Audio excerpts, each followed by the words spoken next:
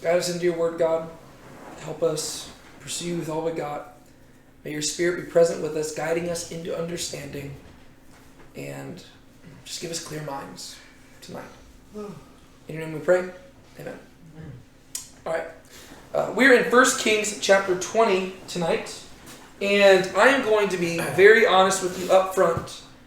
This chapter and next week's chapter are very, very foreign to me. I've read the whole Bible several times. I've studied the Bible chapter by chapter, verse by verse. I think I can study these chapters again and again and again, and it is going to be a tough time getting them to stick in my head. Because they're just very different, right? Today, we've got a pretty long chapter ahead of us, and it's mainly describing battle stuff. And so I don't expect every detail. Hey, Maverick. I don't expect every little detail to stick with you. But it is still the inspired Word of God. And so we are going to study it verse by verse. We're going to reflect on it. We'll hopefully pull some good stuff out of it. But I just wanted to clarify that I'm just not as familiar with these chapters. And so as we go into them, I'm going to need y'all's help to work through it. Right? Because I always try to do I like to do some work ahead of time to make sure that I'm interpreting it correctly and stuff like that. I try to read some commentaries and stuff. I didn't have as much time this week to do that. I did do it, right? I do like to still do the groundwork and I like to read that stuff, but my mind's still a little bit fuzzy on it. And also, for some reason, no matter how, I read this chapter several times, and still stuff was kind of for some reason, I don't know what it was about this week. For some reason, the stuff was refusing to get in my head, and so we'll probably just try to take our time going through it. But we won't be able to go as in depth because, the chapter's 40-something verses long. And so, Recap real quick, just for the context. We are slowly but surely reaching the end of the book of 1 Kings. And if you remember, I described 1 and 2 Samuel as the rise of the monarchy. And I described 1 and 2 Kings as the fall of the monarchy. Right? So when you read 1 and 2 Samuel, you get to see the last prophet, Samuel, the first king, Saul, and the second king, David. And by the time you get to David, you have the kingdom of Israel at its height, at its peak from a spiritual perspective. 1 Kings begins with the death of David and the ascension to the throne of his son Solomon. And Solomon continues to expand the kingdom of Israel from a physical perspective, and he even builds a temple for God and dedicates it to God, and it's really, really awesome. But Solomon is not like his father David, and he does eventually turn away from God. And as a result of that, the kingdom is split in two. And for a while, we were kind of going back and forth between the two kingdoms. The southern kingdom of Judah is the one that's following the Davidic dynasty, right? So David, Solomon, Rehoboam, and onwards.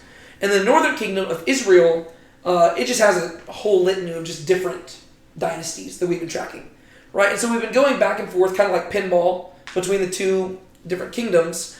But for the last several weeks now, we have been focused chiefly on the northern kingdom of Israel.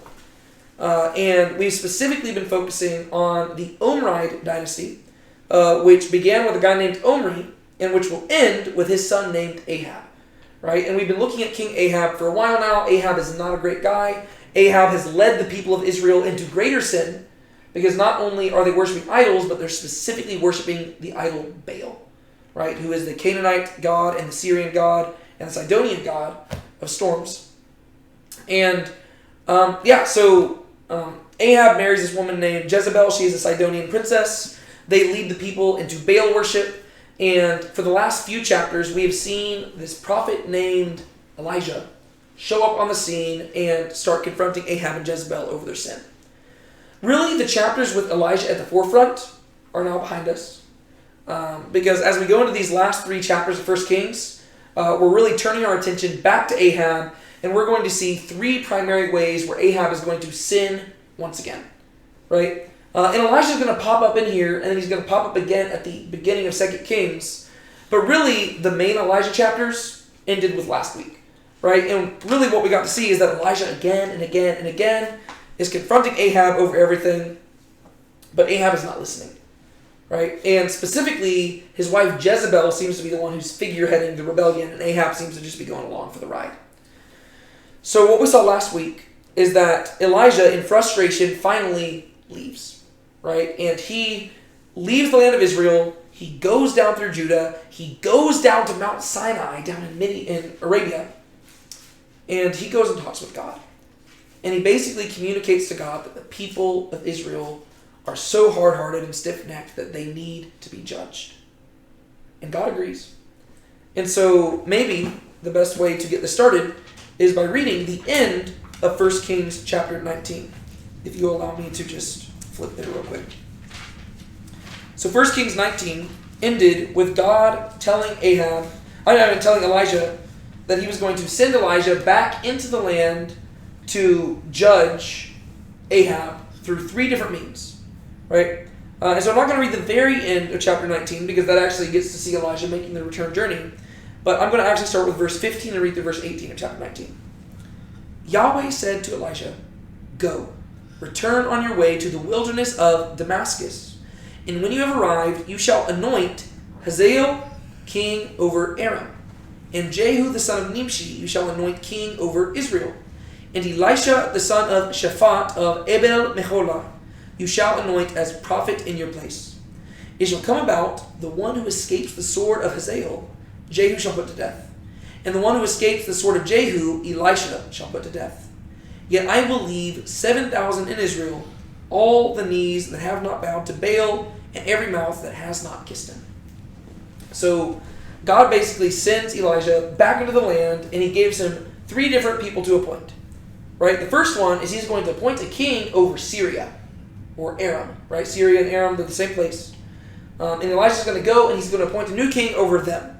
Which is very interesting, because Elijah is a prophet of Israel, yet he is anointing a king over a pagan Gentile nation. Kind of weird.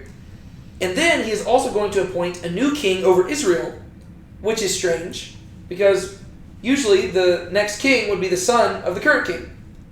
But as judgment to Ahab, his dynasty is going to end. And so a new king is going to be appointed in his place. And then thirdly, as judgment against all of them, Elijah himself, his ministry is going to come to an end, and he's going to appoint a new person, a disciple of his, Elisha, to be prophet in his place. Right? And so basically these are going to be the 3 judgments that unfold on Ahab. And so at the very end of chapter 19, we actually got to see Elijah go into the land, and he called Elisha to follow him. Right? So that's where chapter 19 ended. And then, like I said, we go to chapters 20, 21, and 22. We turn away from Elijah for a moment, and we are going to see Ahab's big 3 boo-boos. Right? Where he's going to mess up again. And before we got started, I just wanted to read something that I thought was kind of cool that our favorite commentator, Peter Leithart, said about this whole, these 3 chapters right here. Because he notices a parallel between what Ahab does here and the sins of Saul that we read about back in 1 Samuel. Right? And not only between those, but also with the false stories that we read in the book of Genesis. And so I just wanted to read that real quick, because that might kind of give us a lens through which to view this stuff to help us kind of go through a little bit quicker. And so this is what Peter Leithart has to say. Ahab sins in his policies towards Gentiles, that's this chapter, in his treatment of one of his subjects, that's 1 Kings 21, and finally in his response to the word of a prophet of Yahweh, which is 1 Kings chapter 22. Ahab's 3 sins parallel the sins of Saul that we read about in 1 Samuel chapters 13, 14, and 15, though in reverse order. As the Philistines amass their armies to fight Israel, Saul is ordered to wait for Samuel at Gilgal, and he becomes impatient and sacrifices before Samuel arrives. When the battle is finally joined, Saul imposes a fast on his soldiers and threatens to execute his son Jonathan when he eats honey during the battle. Finally, Saul spares Agag, an Amalekite king that the Lord has ordered him to destroy.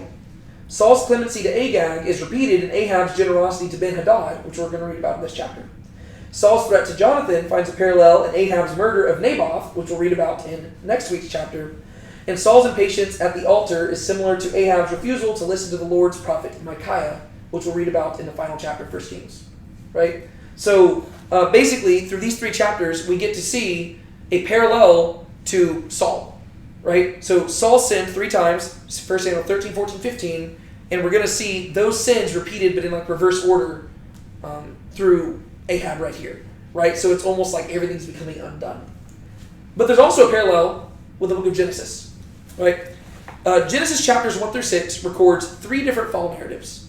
The first one is when Adam sins at the tree in the garden and is cast out of Eden. right?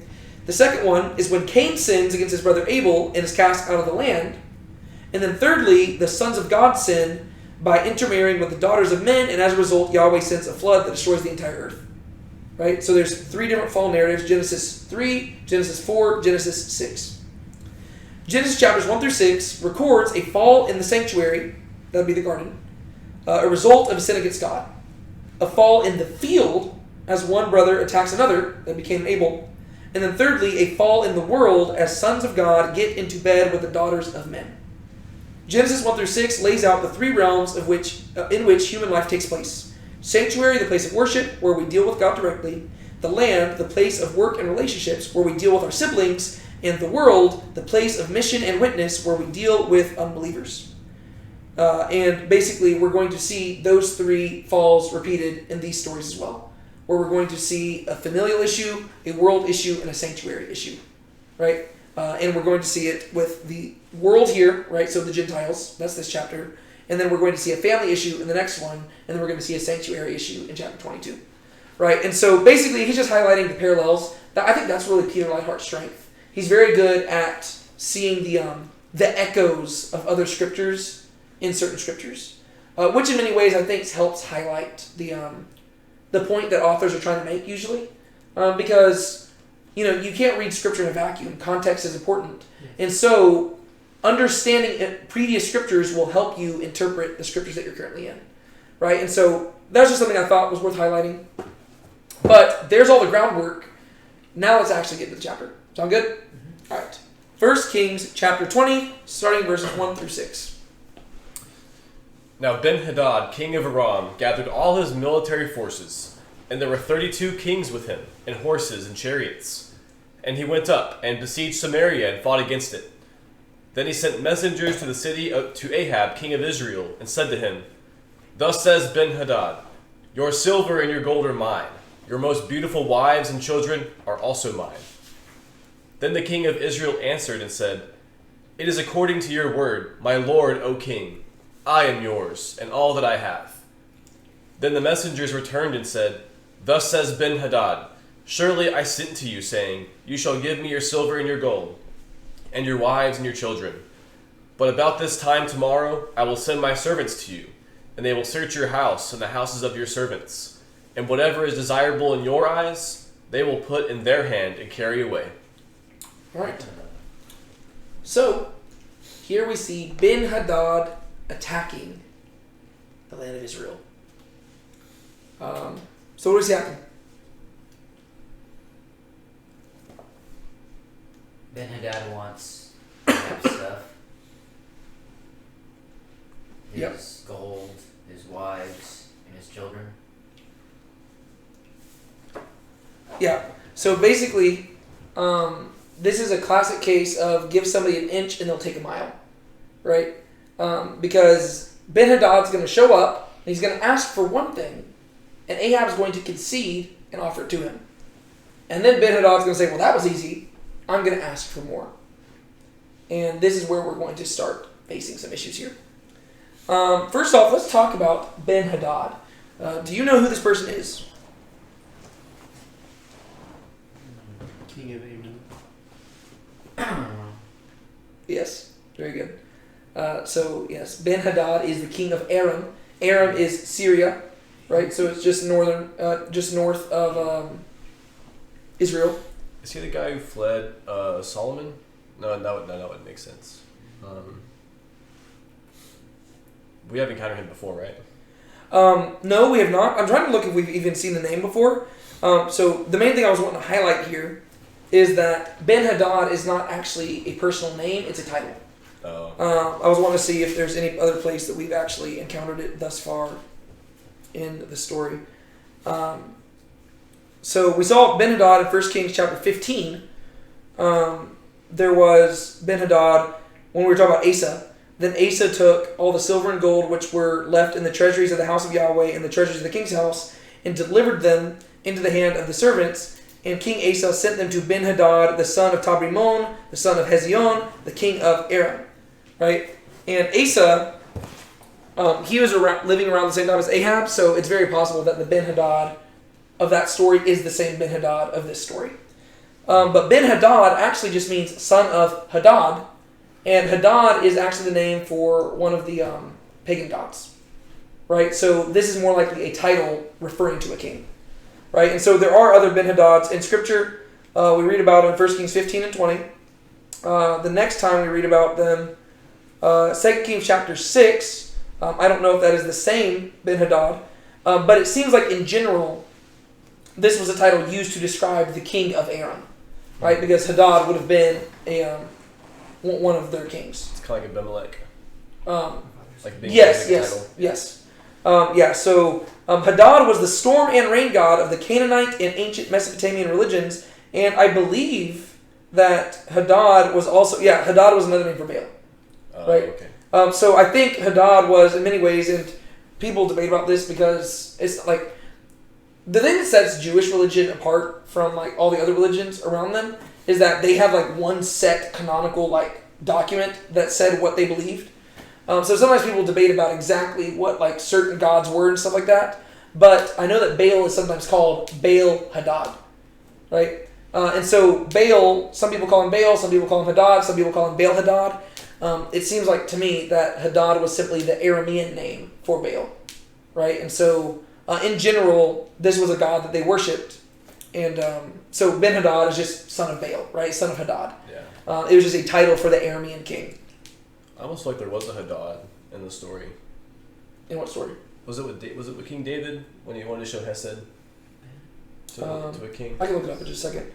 But yeah, Ben-Hadad, so he's going to show up also 2 Kings 6, 2 Kings 8, 2 Kings 13, 2 Chronicles 16, and stuff like that. So the name shows up a lot, but that's because it's more of a title. The name Hadad itself, let's see, it shows up in Genesis 25, Genesis 36. Hadad, son of Badad. There is 2 Samuel 8. Then David struck Hadadezer. That's what it was. It would have been that same. That's the section you're referring to. So Hadadezer. And that's all in 2 Samuel chapter 8. And 2 Samuel 10. Yeah. So that was a really long kind of tangent thing. Just to explain that whenever you see Ben-Hadad in other places in Scripture, I don't want you to assume that this guy's had like a super duper super long life. They're different people by the same title, right? Kind of like Abimelech or something like that. Okay. Or like the Pharaoh. Or like Pharaoh, yes. Yeah. So Ben-Hadad, king of Aram, he gathered all of his military force, and there were 32 kings with him, and horses and chariots. Whenever it says kings here, I don't want you to think kings in the sense of how we typically think of it. Like, we think kings of like kings of nations. This is probably kings of like city-states, right? So, for instance, like mayors. Kind of, right? Whenever, the Israelites conquered the land of Canaan, like Jebus, the city of Jerusalem, it had a king. But that's just like one city, right? And so whenever it says 32 kings, I don't want you to think this is like 32 different nations getting together. That would be a huge army. Like King of Sparta or something like that. Yeah, King of Athens. exactly. Yeah, so it's kind of like Leonidas was the king of Sparta. It's a city-state, right? And so these are probably 32 kings within Aram, right? So Ben-Hadad is the title for the person over all of them, and these are sub-kings, right? There were 32 kings with him, and horses and chariots, and they're going out to battle. We've read about this several times in Scripture. There was a certain time of year whenever people would go out to battle. Usually it was in the spring, like late spring to early summer, whenever it was actually dry. This just pragmatically made more sense to go out to battle at this time because, especially if you've got chariots, you don't want to go down into battle during the rainy season, right? So it was just kind of accepted that the times of peace were during the rainy season, and whenever it was dry, that was the time for war. And so the time for war rolls around, he gets together his people, and they go down for battle. And he went up and besieged Samaria and fought against it. I believe this is the very first time in Scripture where we have had Gentile peoples invading the land of Israel and laying it to siege. Right? I mean, we have had like the Philistines and stuff fighting, but this is a little bit of a bigger moment, right? I mean, because what is Samaria in the context of the story? Like north of Israel, so like Turkey. No, so Samaria is in Israel. It's a city. What's that? The capital. It's the capital, right? So this is the capital city of Israel. It's not the edge of the border. Yeah, no, this is in central Israel, right? And so this guy, he comes in and he penetrates it to the very heart of the whole nation, and he is surrounding the capital city, right? That's a big deal, right? That's a lot bigger than what we've seen the Philistines accomplishing and stuff like that, right? Here you've got this Gentile person coming in here, laying siege to the capital city. This foreshadows what ultimately the Assyrians are going to do, because the Assyrians are going to do this a little while later, and they're actually going to destroy Samaria and take everybody captive. So he went up, besieged Samaria, fought against it. Then he sent messengers to the city of Ahab, king of Israel, and said to him, "Thus says Ben-Hadad, your silver and your gold are mine. Your most beautiful wives and children are also mine." So what message does he send?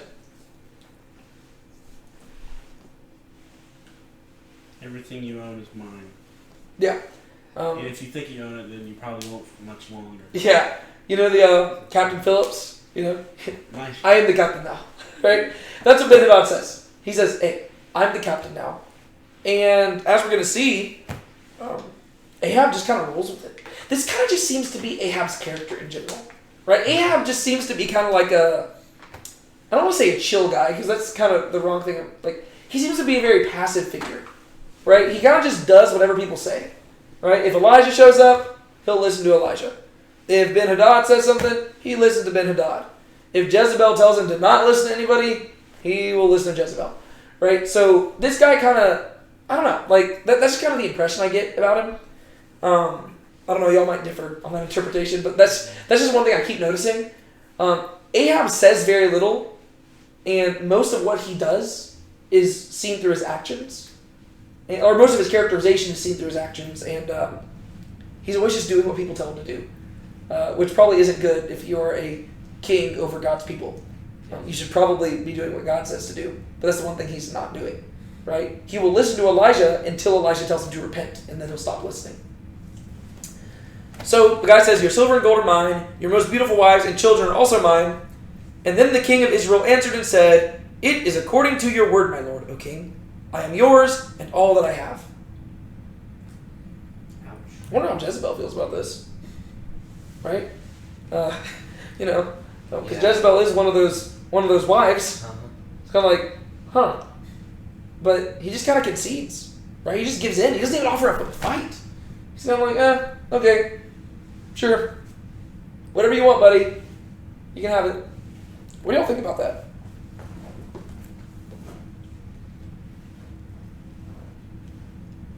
You should be doing something. Yeah, I would assume so. Yeah, as the king.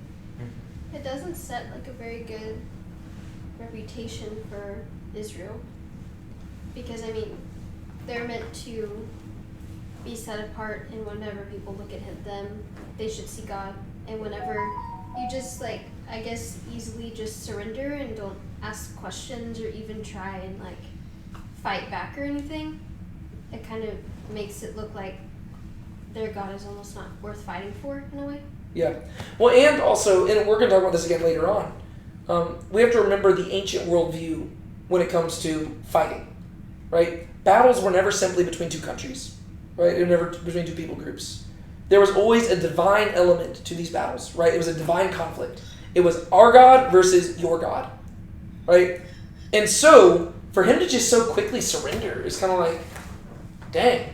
I mean, like, he must not think much of Yahweh, Yeah. which, to be fair, I mean, he hasn't really been faithful to Yahweh, so we shouldn't expect him to. And then this guy is Ben-Hadad, and if Hadad is Baal, well, we know that he thinks a lot of Baal, and so if the son of Baal is showing up and demanding something, he's like, I guess it's yours now. It's kind of ironic, though. What about it? Like, him worshipping Baal, and then, like, Yeah. him showing up, and, I think Yeah. it's kind of ironic. Yeah. There's definitely a sense of irony to the whole idea of, like, if Hadad is the same as Baal, the guy whose name's son of Baal shows up and takes everything from the guy who's married to a Baal worshipping woman and who has led everybody to worship Baal. It's kind of like, Oh. well, that's weird. Was that? That is ironic. Yeah. And so he comes in, your silver and gold are mine, your most beautiful wives and children are also mine, and he just concedes, It is according to your word, my lord, O king, I am yours and all that I have. This is a pathetic move Yeah. from the perspective of a king, right? And especially as a king over Israel, right? The people of God, right? Because he is literally handing the kingdom over, right? Which is a bit of a problem because God has a covenant to keep. And in many ways, Ahab is just kind of handing it away. Oh, yeah, okay, sure. Guess I'm not king anymore. You can have it. What we're going to see is that God's going to intervene, and he's going to fix things in a second. Then the messengers returned and said, Thus says Ben-Hadad, Surely I sent to you, saying, You shall give me your silver and your gold and your wives and your children, but about this time tomorrow I will send my servants to you, and they will search your house and the houses of your servants, and whatever is desirable in your eyes they will put in their hand and carry away. So, what does Ben-Hadad say this time? Ben-Hadad's like, okay, if you're willing for me to take your beautiful wives and children and pretty much money, silver and gold, that you'll be okay for me to take a little bit more than that if you're being this willing. Yeah, he's like, well, Yeah. heck, that was easy. You know what? I'm gonna come ask for some more. Let's go to his house and get some free 99 stuff. Yeah, yeah. Free 99. There was one place in here that I remember reading something that I wanted to read to y'all. Let me see what it was. No, it wasn't actually. Yeah, it wasn't anything important. Never mind. The main thing I wanted to highlight is the phrase "whatever is desirable in your eyes." To me, this isn't what the commentary said or anything.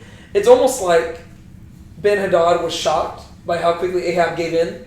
Yeah. And it's almost like he's like, oh, he must not value those things. And it's almost like he's like, well, you know what? I'm gonna send people down there to take stuff you actually want. like it's almost like he's like, hey, like, did you? Like it was almost like he was expecting more of a fight, right? It's kind of like if somebody's like, I'm gonna take your lunch money, and then somebody's like, okay, here you go, and they're like, oh, well, I'm gonna beat you up too. Like it's like they were wanting them to be afraid, but like Ahab's just like, okay. And Ben-Hadad was like, it's that easy? Oh, well, maybe he doesn't like silver or gold or his wives. I'm gonna come down there and whatever's desirable in your eyes, I'm gonna take that. Which ironically is actually gonna work. Like, because if he was wanting a response from Ahab, he's gonna get it in a second. Because turns out that this is actually gonna push Ahab a little too far. Which is also weird to me. Because, like, I don't know. Like, that's what I'm saying. This whole chapter is a strange one to me. I don't know what to make of it. And I'm just trying to be honest here. Because I've read different commentaries on it and people have different interpretations. And, like, I just don't understand Ahab's motivation. That's what I'm confused about. Right? Because on one hand, Ahab is like, sure, here's the kingdom. And he just gives in. But then, in a second, he's going to push back. And I'm like, what was it? Like, I mean, he was going to take all your money and your gold and like, your wives. But now this is too much? Like, what was it that you were desiring so much that, like, I don't know. Like, it makes me wonder what Ahab was thinking here. But long story short, what's going to happen here is that Ahab doesn't like the idea that Ben-Hadad seems to be taking advantage of him. Mm-hmm. Which, to me, seems like an understood aspect to this whole thing. Right? I mean, his city is under siege, and this king is invading. I think it's pretty obvious that that is Ben-Hadad's goal, right? He wants to take advantage of him, and he wants to conquer him. But I don't know. I think Ahab just seems to be playing a totally different game that I can totally understand, and so that's where I'm going to need y'all's help to kind of piece this together to try to understand Ahab's mindset. But for now, Ben-Hadad says, give me your silver and your wives, and Ahab says, oakley dokley, we can do that. And then Ben-Hadad says, okay, well, in that case, I'm going to send my servants down to you. They're going to go throughout your house, and they're going to take whatever you find desirable, right? Whatever you value most. That's what I'm going to take from you. I assumed it was your silver and your wives, but if that's not it, then we're going to find something you do value, and we're going to take that. So, Ahab gave him an inch. He takes a mile, right? He's like, okay, well, that was too easy. I'm going to go for more. Which then leads us into the next section. Then the king of Israel called all the elders of the land and said, "Please know and see how this man is looking for trouble. For he sent to me for my wives and my children and my silver and my gold, and I withheld nothing from him." And all the elders and all the people said to him, "Do not listen or consent." So he said to the messengers of Benhadad, "Say to my lord the king, all that you sent for your servant at the first I will do, but this thing I cannot do." And the messengers departed and brought him word again. Then Benhadad sent to him and said, "May the gods do so to me and more also, if the dust of Samaria will be sufficient for a handful for all the people who follow me." Then the king of Israel answered and said, "Speak to him. Let him not who girds on his armor boast like him who takes it off." Now it happened that when Benhadad heard this message, as he was drinking with the kings in the booths, he said to his servants, "Station yourselves." So they stationed themselves against the city. Okay. Verse 11 is, I think, the only time we've ever seen Ahab actually have a bit of a backbone. And it's honestly a pretty sick burn. I actually love what Ahab says there. But once again, it's all very confusing to me, if I'm being honest. Because it seems out of character. But, like, this whole story, that's what I'm saying. I can't grasp it. I know that there's got to be something there. And maybe I have no business putting this teaching online or because I don't have the answers. But this whole chapter is one that I'm still just wrestling through, trying to understand exactly what's being conveyed here. I know that Ahab, ultimately, by the end of the chapter, is for sure going to be in the wrong. But there's so many just very interesting details that the author chooses to share that they intrigue me, right? It's like, I know that they're there for a reason. I'm trying to figure out why. The only thing I can think of right now, it kind of involves like filling in the lines a little bit, but if maybe Ahab's initial response was more so to like have like a peace, maybe there was like an underlying sense of like Ben-Hadad was going to come in and be like violent or like intruding, when maybe like he was trying to like, I don't know if it makes sense what I'm saying, but like he was giving in to like get him to go away versus like he's kind of like going in there and like intruding and like pillaging. And I think that there is an element to that because that's what definitely he's going to be doing later on in the story. Like we do know that Ahab is trying to go for peace, and so maybe that is what we could read into this previous stuff, to where it's like Ahab's just trying to get him to stop laying siege, right? It's almost like, hey dude, I'll give you what you want, just leave, right? And then Ben-Hadad keeps pushing him and says, okay, no, enough's enough, I'm gonna fight, right? So it could be that. That would make a lot of sense actually to me, because that is consistent with what we see later on. It's just so interesting. It's still weird, yeah. Yeah, like there's still some issues that I have, but that probably makes the most sense, right? Yeah. Okay. So what do we see happen here?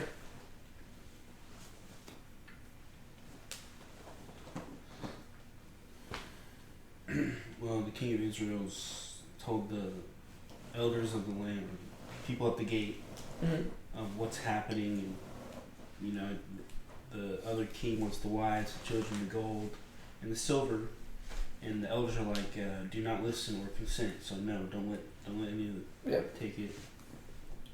And so the servants from Ben-Hadad, or however you pronounce it, go back to him and say, you know, all that you will do, but I cannot do. So you can't have any of that.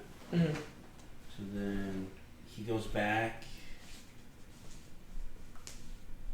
I mean, the king of Ahab talks to his gods and is like, you know, do to me whatever. And then the king of Israel is like using. Basically, they're just roasting each other. Yeah, they're kind of roasting each other back and forth, which I find actually really fun. Like, I think verses 10 and 11 are probably some of the most exciting parts of this whole chapter to me, just because they're pretty good. They're pretty good back and forths. And then basically at the end, they're just preparing for battle, right? Okay, let's walk through it. So the king of Israel, that's Ahab, he calls all the elders of the land and said, "Please know and see how this man is looking for trouble," right? So he says, hey, I didn't start this situation. This guy started it. And if you ask me, he's looking for trouble here. For he sent to me from my wives and my children and my silver and my gold, and I withheld nothing from it.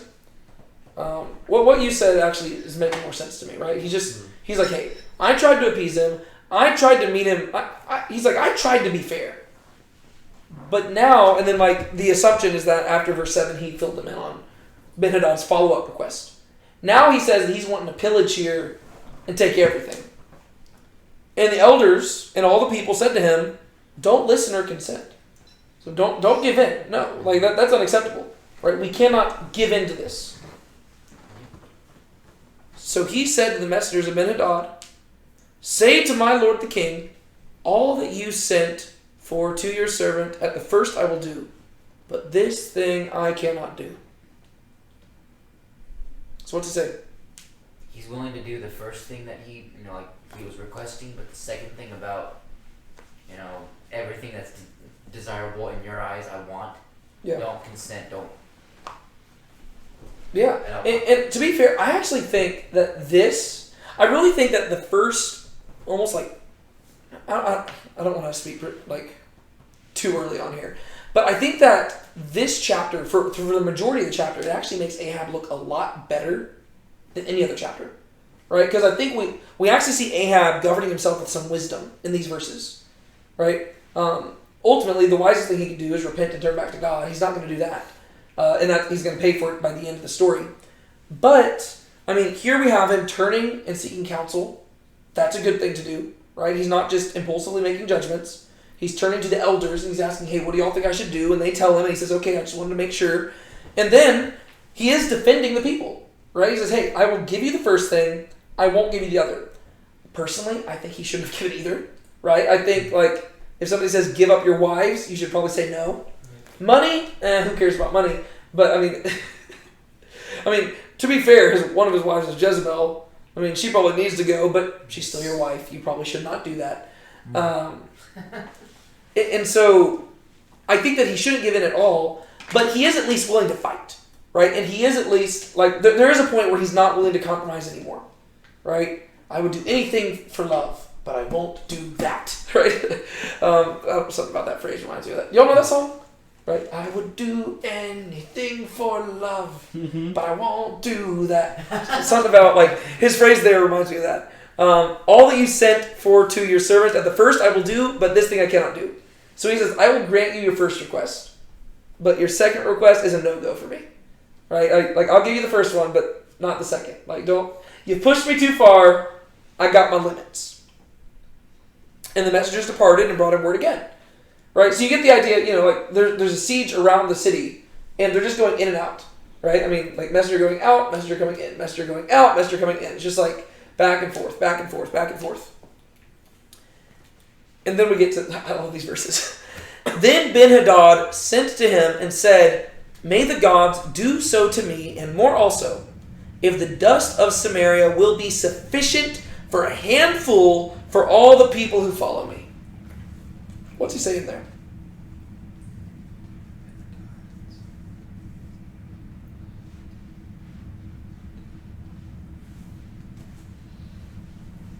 Is he saying that he wants to take the city and reduce it to rubble? Because that's what dust is. Yeah. So is he basically saying, well, then if you're not going to give me what I'm asking for, I'm going to just reduce this city to rubble. You're going to reduce it to rubble and carry it away. Yeah. Right?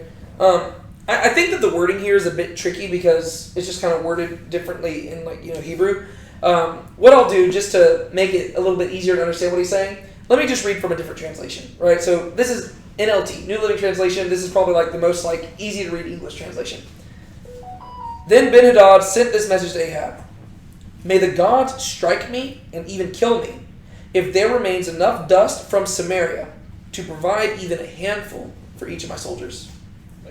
So yeah, the idea is I'm going to destroy the city, I'm going to burn it to the ground, and I'm going to bring such a big army with me that we're going to carry all the dust away.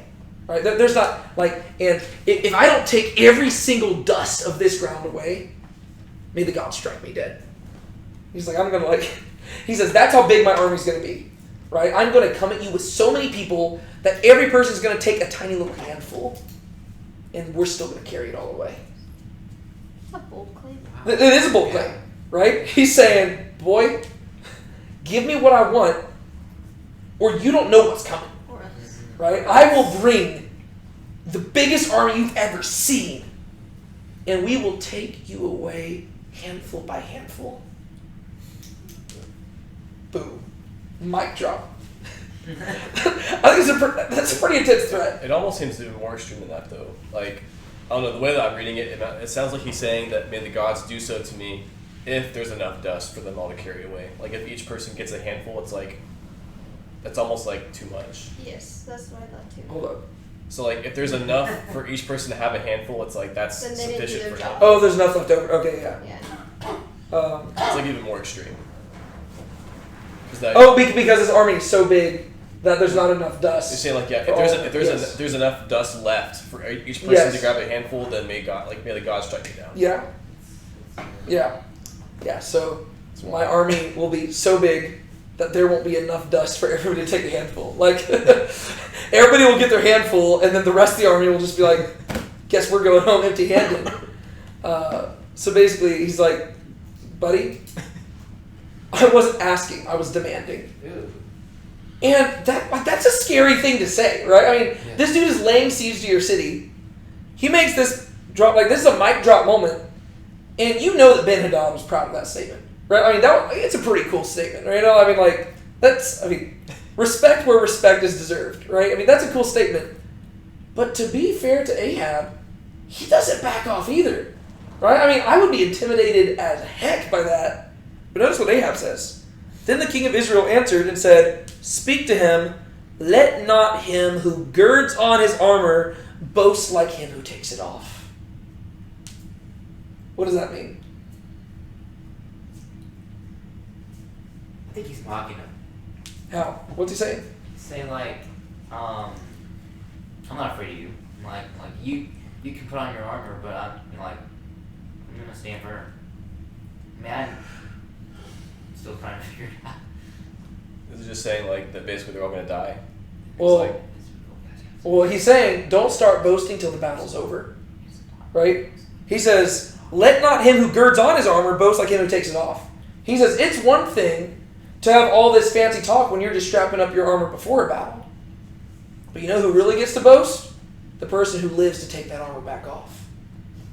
Right? Like, that's a cool line, right? That's pretty good. It's like, he's like, bro, you can smack talk all you want, but we'll see who's really boasting, because one of us isn't going to live to take that armor back off.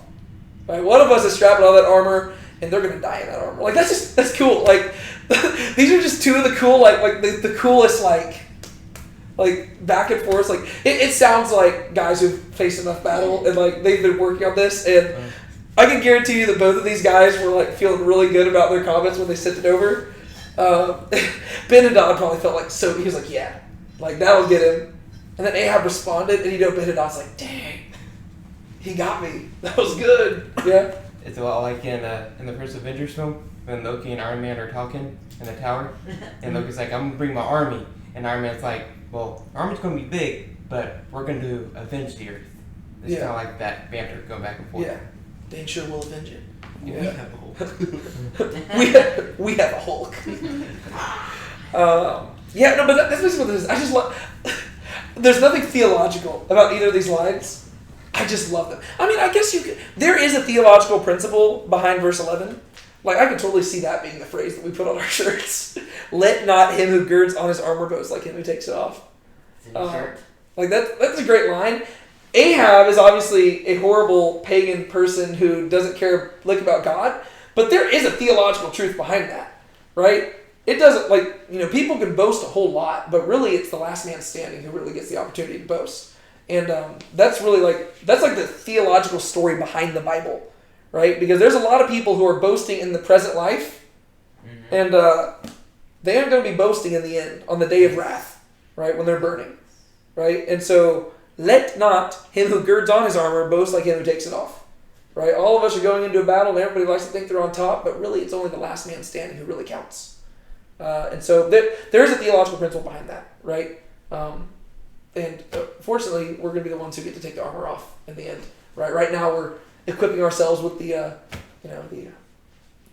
armor of God. I was forgetting what it was called. I was about to call it armor of faith. I was like, that's not what it's called. The armor of God, right? We equip ourselves in that right now, and one day in eternity we'll get to take that armor off, which is really cool. Other people, not so much.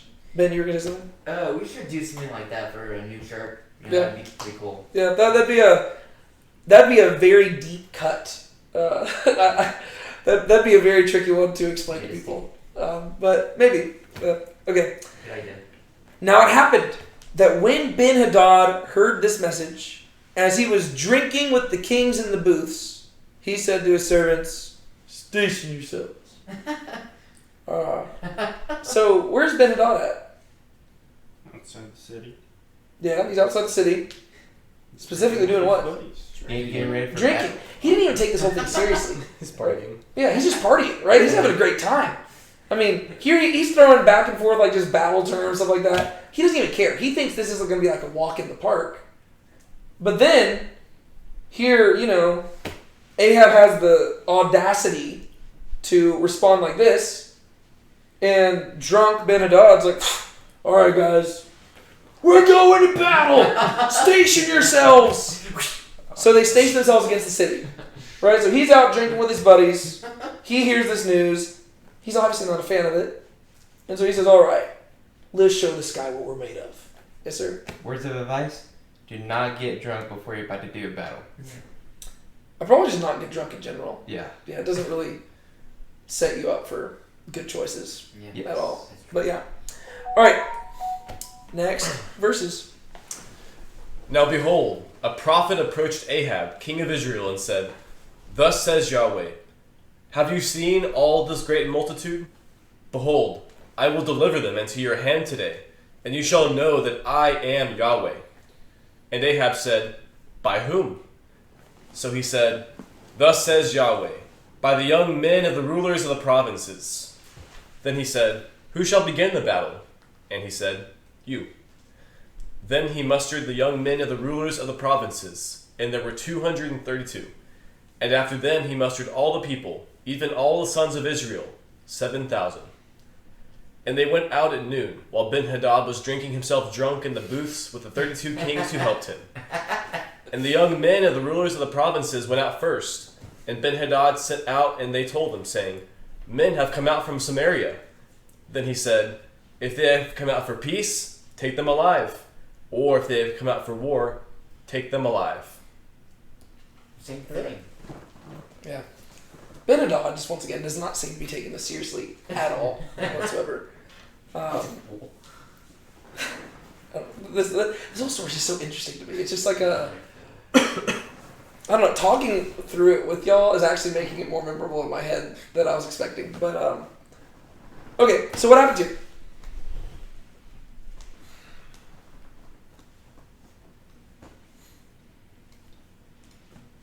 A prophet approaches Ahab. Mm-hmm. It's like, "I am Yahweh, and you will win today because I am Yahweh." Yeah, Ahab's probably super You will excited. start the fight. Yeah. You will. Great. Yeah. Let's go. Yeah, Ahab's probably super pumped because for the first time a prophet shows up with good news. It's like, it's about time. Even though Ahab hasn't done diddly squat to earn the good news. Right? This is just the mercy of God. Right? And to be fair, God is showing up because if he doesn't show up here, the kingdom of Israel is going to be lost. And once again, God has a covenant to fulfill. And Ahab is just, Ahab's not repenting. But even though Ahab's not repenting, God still has a promise to fulfill. And so God's going to step in here. He's going to be like, "Okay, Ahab, just so you know, I'm going to win the battle for you.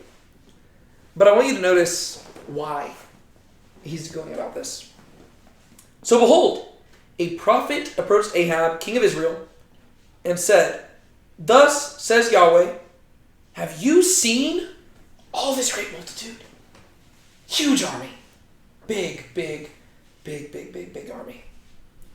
Behold, I will deliver them into your hand today, and you shall know that I am Yahweh." So what's the purpose of this battle? To show Ahab that, Yahweh is Yahweh and God is, God is who He says He is. Yeah. Which is weird because usually when you read this story, whenever you read that phrase, know that I am Yahweh, usually that's directed towards like enemy nations, right? And we will have victory over the Philistines and they shall know that I am Yahweh. But who is this for today in this battle? Ahab. It's for Ahab to know.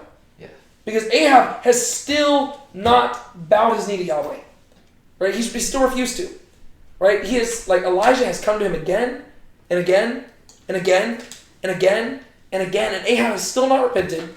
And so finally, God, this is Ahab's Red Sea moment right here. Right? Where God shows up and says, okay, here's the situation, Ahab. See how big that army is? Your city is surrounded. There are not many of you. There are a whole bunch of them. Y'all stand no chance. But you know what you're going to do? You're going to win the battle. Because when you win the battle, you're going to know it wasn't you who did it. It was me. And you'll know that I am Yahweh. Amen. Yes, sir. You know what this story reminds me of? What? Gideon. Gideon? In what way? He only had how many people? 30 people? With 300. Yeah. 300? Yeah. Yeah. This is what God likes to do. God likes putting his people in impossible scenarios so that he can demonstrate his glory through them. Right? This is what he does. And in many ways, Ahab is like Pharaoh here. Because that's when that phrase, like the phrase, know that I am Yahweh, it shows up with prominence in the book of Exodus for the first time. Right? Whenever God is sending the plagues on Egypt, he says, then all Egypt and Pharaoh will know that I am Yahweh. Right? So the way that God makes people know that he is Yahweh is through miraculous, powerful action, where he demonstrates how powerful he truly is. And so he says, Ahab, I have done a whole bunch to show you who I am, and you have not listened. Right? I have sent a drought for 3.5 years. I have consumed a sacrifice with fire. I have had the prophets of Baal slain.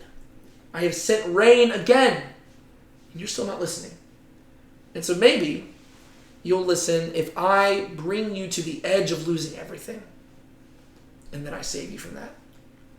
Unfortunately, Ahab's not going to listen, right? And God knows this, right? In the last chapter, we already read that Ahab, he's not going to repent, right? Because God already said, you're going to appoint a new king, right? You're going to appoint a different king for Israel, and the story is going to move on from there. But for right now, God says, I'm going to do this for you so that you know that I am Yahweh. Ironically, it's like, in one sense, it's a judgment against the Arameans because, well, he's trying to say the kingdom of Israel, and they're the enemies. Mm-hmm. But eventually, it will be a judgment against Ahab. Yes. He doesn't repent. Yeah, it'll be both, right? Like that's how God does this, right? He's showing mercy to Ahab, but if that mercy is not received, that mercy becomes judgment, right? He's saying, Ahab, you don't deserve for me to win this battle for you, but I'm going to do it to show you who I am. But if you don't receive that, well, now you've condemned yourself, which is exactly what Jesus does, right? Jesus shows up, and you know John 3:16, for God so loved the world, he sent his one and only Son into the world, right? Well, the next verse says, for God did not send his Son into the world to condemn the world, but that through him the world might be saved.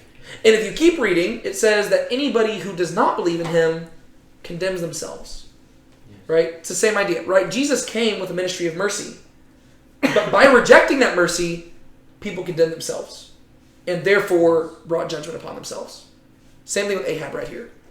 Ahab does not deserve this. This is very similar to what we talked about a few weeks ago whenever I said that whenever people talk about the problem of evil, they usually focus on the idea of why does God allow bad things to happen to good people? To me, that's a lot easier to answer than the much harder question, why does God allow good things to happen to bad people? Right? To me, that is a lot harder. I think it's still answerable. But that's what's happening here. Ahab is a horrible, wicked, terrible person.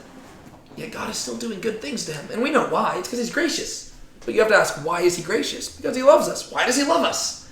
That's interesting. Yes, sir. It makes me think that, because of our sin, God didn't have to send Jesus to die for us. He loves us, so yeah. He decided to send his Son to take that punishment for us. Which is ridiculous. Yeah, which is weird. It's bonkers. Very weird. Right? The fact that he would do that is crazy. Yeah. Right? That's what we should be baffled by, right? That's the real problem of evil. Like, we are the problem. Why is God so good? But he is doing this for Ahab. And so, this unnamed prophet, I'm assuming it's one of the prophets that was hiding away in the cave, right? One of the prophets comes before Ahab and says, hey, this is what God's going to do. Here's your Red Sea moment. God's going to miraculously save you. And Ahab says, by whom? Right? So how are, like, you're going to win this battle, but by whom are you going to win the battle? So he said, thus says Yahweh, by the young men of the rulers of the provinces. Okay? Then he said, well, who's going to begin the battle? Right? So we actually see Ahab conversing with God. Right? I mean, he's through the prophet. But he says, okay, I hear what you're saying. Like, he's kind of desperate here, right? He doesn't have any other options. Right? He was saying some big words, but he didn't really have anything to back it up. And so God miraculously says, I'm going to win this battle for you. He's like, okay, I'm listening. How? Okay. So who's going to throw the first punch? And God says, you. Oh, yikes. Our smaller army is supposed to initiate the conflict? Uh-oh. Then he mustered the young men of the rulers of the provinces, and there were 232. And after them he mustered all the people, even all the sons of Israel, 7,000. Now, there's one thing worth highlighting here. I should have flipped to 1 Kings chapter 19. I don't know what people say about this, but remember, in 1 Kings 19 it said, whenever God was speaking to Elijah, he said, yet I will leave 7,000 in Israel, all the knees that have not bowed to Baal and every mouth that has not kissed him. I don't think these are the same 7,000. I just think it's interesting that the number pops up twice in 2 chapters back to back. Right? So there's 7,000 in Israel who have not bowed to Baal, and there's 7,000 here who are going to fight. I don't think there's anything to make of that other than just the numbers are the same. But it's kind of cool. And it'd be really cool if it was the same 7,000, because it's like the 7,000 who didn't bow to Baal are the ones who are going to be used to win this battle. That'd be kind of neat. But I think it's just saying these are the 7,000 that he has access to in the city. And they went out at noon, right? So in the middle of the day, they go out while Ben-Hadad was drinking himself drunk in the booths with the 32 kings who helped him. So Ben-Hadad isn't the only one plastered drunk. All 32 kings are too. These are the leaders of the armies. Goodness. This is ridiculous. I guess they were under the whole it's 5 o'clock somewhere mentality, because they're drunk in the middle of the day. It shows you that these guys were like, I don't know. But once again, the dynamic is weird, because they're supposed to be an intimidating force, but at the same time, I guess it just shows how little they thought of Ahab. Right? They just thought that this would be a sweep. Right? They're just like out here drinking. And I imagine that they expected that Ahab wasn't going to do anything. Attack first. Yeah. Like, they probably thought that they were the ones in control because they obviously have him vastly outnumbered. They're like, we're the ones in charge now. Ahab's not going to do anything. They're just drinking. And then the young men of the rulers of the provinces went out first. And Ben-Hadad sent out, and they told him, saying, men have come out from Samaria. And Ben-Hadad's like, oh, wait, what? Oh. Then he said, if they have come out for peace, take them alive. Or if they have come out for war, take them alive. So either way, what's he want them to do? Take them. Take them alive. Why would he want them to take them alive? Because he didn't get what he wanted. Okay. What's the benefit of taking people alive? Holding hostage. Holding them hostage? Ransom. Ransom? You mean the benefit of the doubt? Can I just kill them? I would typically think, my go-to thing is slavery. If you take, like, if you kill them, well, what's the benefit in that? Now you just have a bunch of dead bodies laying there.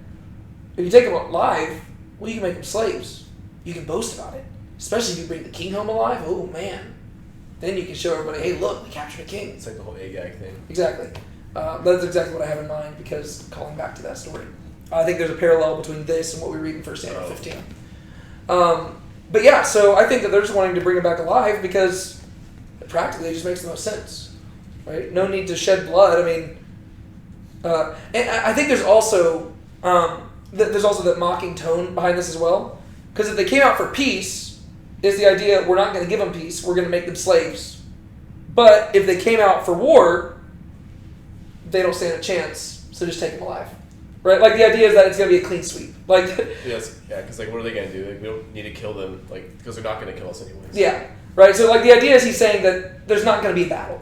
Right? He's like, we got this. Maybe it's his drunkenness speaking. I don't know. You can tell he's just not taking them seriously. Right? If they come out for peace, take them alive. If they come out for war, take them alive. The idea is that he thinks that they're the ones in control. Right? To where it doesn't matter what the Israelites want. Whether they want peace or war, they're not the ones who get to decide. He wants slaves, so he's going to get slaves, regardless of what they want. Right? That's his mentality behind all of this. All right? Verses 19 to 22. So these went out from the city, the young men and the rulers of the provinces, and the military force which followed them. And they each struck his man, and the Arameans fled, and Israel pursued them. And Ben-Hadad, king of Aram, escaped on a horse with horsemen. And the king of Israel went out, and struck down the horses and chariots, and struck the Arameans with a great slaughter. Yeah. Then the prophet came near to the king of Israel, and said to him, Go, strengthen yourself, and know and see what you have to do. For at the turn of the year, the king of Aram will come up against you. Uh-oh. So, what happens in the first paragraph there? Kill the horses and the chariots. Mm-hmm. Horses. Who wins? Israel. Israel. Easy. Piece of cake, right? I mean, I love stories like this where it's like there's 18 verses of build up and then like the battle goes down in like 3 verses. It's like, oh, okay. That's my type of battle story, right? Because, I mean, I know that a lot of guys are different. To me, action scenes and stuff aren't like necessarily my biggest thing in the world unless they're like just really well done. I love the tension of the build up and then like the actual action scene. I'm like, all right, I can get this over with. Like, my least favorite part of Man of Steel is the actual like hour-long fight scene at the end. I'm like, it's good, but like, I like the story, right? So this is exactly my taste right here. All right, I like the tension, and then okay, they battled. Just tell me who won. The same thing's true with like David and Goliath story, right? There's like all these like verses build up, and then like David like kills Goliath in a verse, and you're like, oh, like the fight took like 5 seconds. It's crazy. All right, so these went out from the city, right? So these men, the 7,000 men with the 200 officers or whatever, they go out from the city. The young men of the rulers of the provinces and the military force which followed them. Right, so they go out there. They're in battle formation, getting ready to oppose the army. And they each struck his man, and the Arameans fled, and Israel pursued them. And Ben-Hadad, king of Aram, escaped on a horse with horsemen. That did that go the way you thought it was going to go? Nope.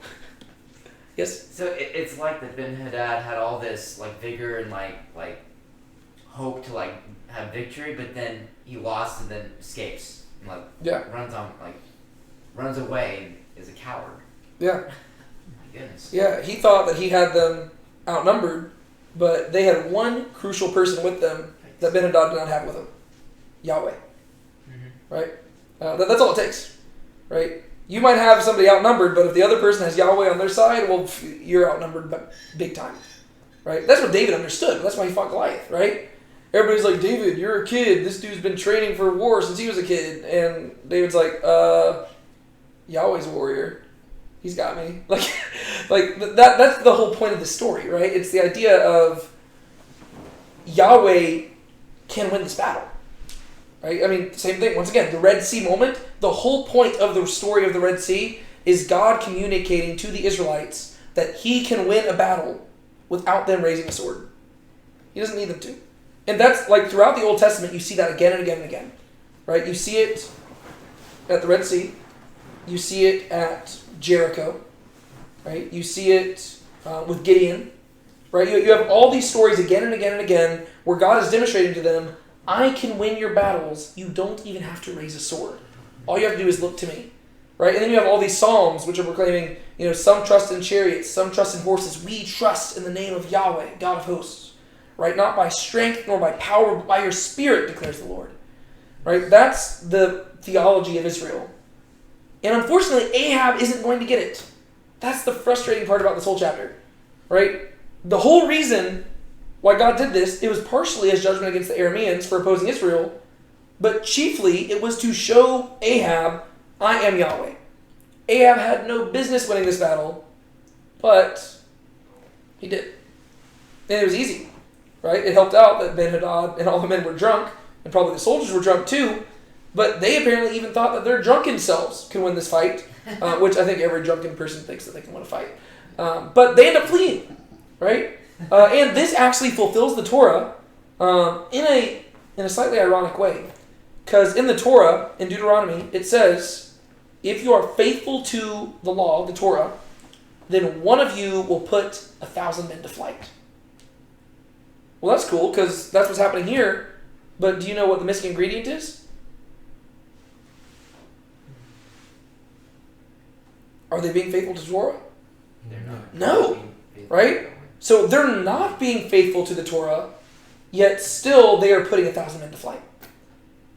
This is the classic case of God whenever he says, I am Yahweh, I will have mercy upon who I will have mercy. This is a classic case of that. God can show mercy to whoever he wants, right? We don't get to decide that. And if he wants to show mercy to stubborn, stiff-necked, pagan Ahab, he can do it. And that's what he's doing here. And so the king of Israel went out and struck down the horses and chariots and struck down the Arameans with a great slaughter. So they win this battle easily with just 7,000 dudes. It's pretty crazy. You think the story ends there, but then the prophet shows up again. The prophet came near to the king of Israel and said to him, go, strengthen yourself and know and see what you have to do. For at the turn of the year, the king of Aram will come up against you. So what does he say? It's coming back for you. He's going to come back for you. Right? Warning. Yeah. So he says, I hope you learned the lesson the first time, because this isn't the last you've seen of the king of Aram. If anything, you just made him mad. Right? He was drunk this time. Next time, we'll see. Just know that he's angry, and he's learned to take you a little more seriously. But he's not done with you. He doesn't think, he's going to think this whole thing was a fluke. Right? He's not going to think that you actually can overpower him. He's going to misinterpret it. He's going to come back next year. Right? So, during the rainy season, you might want to start training your soldiers up. Because once spring comes around, Aram's going to come knocking on your door again. This is going to set up the next battle, which is going to be the Battle of Aphek. Aphek itself, we don't know exactly where it is. You can see that there's a little question mark next to it up there in the north. But Aphek is just a Hebrew word. It means fortress. And so there are actually a bunch of cities in the Bible called Aphek. Right? It's just a very common name because basically, if there's a fortress there, you can call it Aphek. But it seems like most likely the Aphek that we're talking about in this story is going to be up there in the north. And so Aram is up here, the top north up there. They come down, they besiege Samaria, they flee away again, and then they're going to come back again, and they're going to have a battle at Aphek, which we're also going to read about in the following verses. Sound good? All right. Keep reading. Now the servants of the king of Aram said to him, their gods are gods of the mountains. Therefore they were stronger than we. But rather, let us fight against them in the plain, and surely we will be stronger than they. Do this thing. Remove the kings, each from his place, and put captains in their place.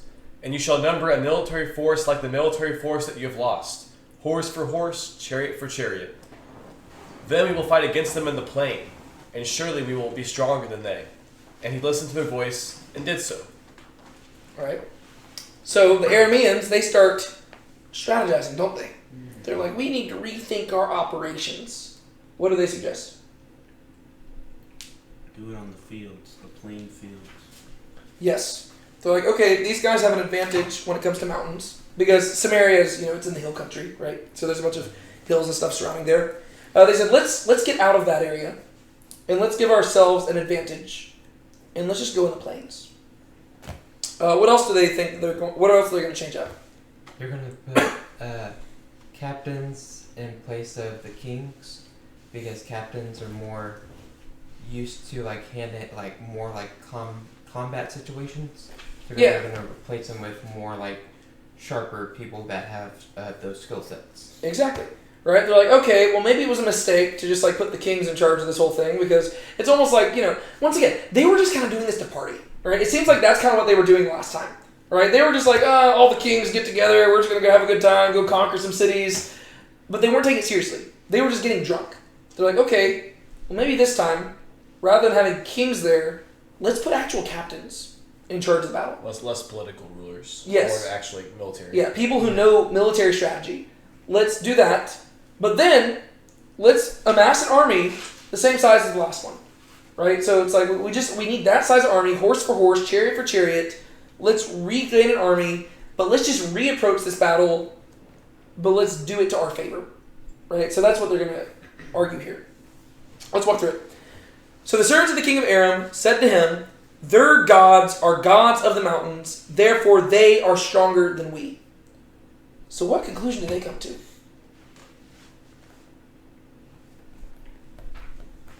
The god that they're worshiping is with them because they're in the mountains. Specific, who are they talking about?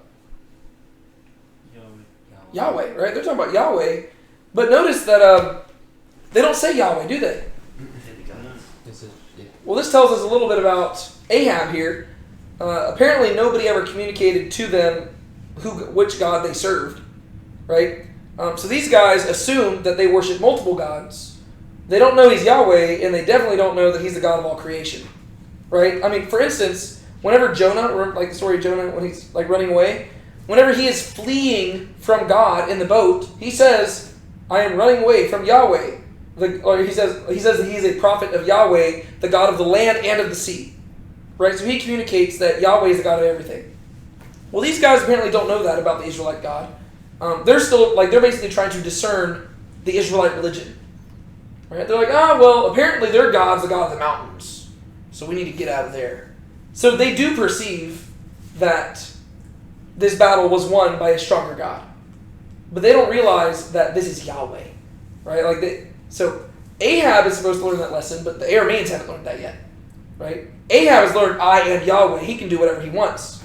The Arameans just think, apparently they have a mountain god. And he's pretty powerful. It really kind of reminds me of... Is it 1 Samuel 4 when they fight against the Philistines and they bring the ark? Mm-hmm. It kind of reminds me of the way the Philistines react to the Israelites. Remind us, how did they react? I forget the exact wording, but basically I think it was after the Israelites got defeated, and then they brought the ark in, and there was a huge uproar in the camp where it was almost like thunder. And the Philistines said something about their gods. Yeah. And they kind of gave themselves a new strategy and told them to bolster themselves. Yeah. Let's see. What was the exact phrase? When the Philistines heard the noise of the shout, they said, "What does the noise of this great shout in the camp of the Hebrews mean?" Then they understood the ark of Yahweh had come into the camp. And the Philistines were afraid, for they said, "God has come into the camp." Oh. And they said, "Woe to us, for nothing like this has happened before. Woe to us, who shall deliver us from the hand of these mighty gods? These are the gods who smote the Egyptians with all kinds of plagues in the wilderness. Take courage and be men, O Philistines, or you will become slaves to the Hebrews, and they will be slaves to you, therefore, as they were slaves to you. Therefore, be men and fight." Yeah, so it's the same idea, right? The idea is that if their whole purpose is to proclaim the glory of Yahweh as a testimony to the nations, apparently they weren't doing a very hot job back in 1 Samuel chapter 4, and apparently they're not doing a very hot job here. Because, the whole thing that makes Israel Israel is that they worship Yahweh. But these guys don't even understand who Yahweh is. They're just like, "Oh, I guess they have a mountain god. Well, we better face them on the plains." Well, the issue is, if they knew who Yahweh was, they'd realize they didn't stand any better chance on the plains. So where do you think God's going to head with this story? They're probably not going to be thinking about him. Well, God's going to be like, "Well, hold up. I need to show them who I am too." He's like, "All right, Ahab, I showed you who I am, but these guys haven't learned yet, so this battle's on me again." Right? So that's where the story's ultimately headed. Yeah, he's like, "All right, let's... whoa. All right, they did not get the message. Let me update my status. I'm not simply the god of mountains. I'm the god of everything." let's be clear here. You think you're the captain. I am the captain now. Right? That's what God's going to ultimately go with this whole thing. So they say, okay, well, they're gods, the gods of the mountains, therefore they were stronger than we. Okay, so that's fair. We worship a storm god. They worship a mountain god. We were in the mountains during the dry season. Probably not very smart. When we go back next time, we'll fight them in the plain. And surely we'll be stronger than they. If we get them away from the mountains, their mountain god can't help them. And then it'll be a little bit more evenly matched. So let's just do that. Do this thing. Remove the kings, each from his place, and put captains in their place. Right? Get rid of the kings. I know you thought it was a good idea. They don't know anything about military. Right? Get them out of there. Put captains instead. And you shall number a military force like the military force that you've lost. Horse for horse, chariot for chariot. Right? Let's just reamass the same number. Then we'll fight against them in the plain. And surely we will be stronger than they. It's like these guys want to lose a battle. Right? It's like... Arrogance. Like, these are the words, like, these are the arrogant words to say to just, like, make God humble you. Right? It's like, God just, like, listening to this and be like, okay. Yeah, that sounds like a great strategy. If only it would work. Oh, and the planes. Ooh, the planes. Like, you can just imagine God be like, oh, I'm tripling in my boots. This is like he enthroned in heaven laughs. Right? That's like that's what I imagine here. It's like, oh no, they went to the planes, not the planes. It's just... I just imagine God just finding this so funny. And he listened to their voice and did so. Right? So I think it's just because I'm preaching on the Shema on Wednesday nights. Every time I see the word listen, I always notice that it's associated with doing. Right? He listened and he did. He heard and he did. Right? That's something I emphasized on the Wednesday night thing. It's not significant at all. It's just something that sticks out to me now. All right. We move on.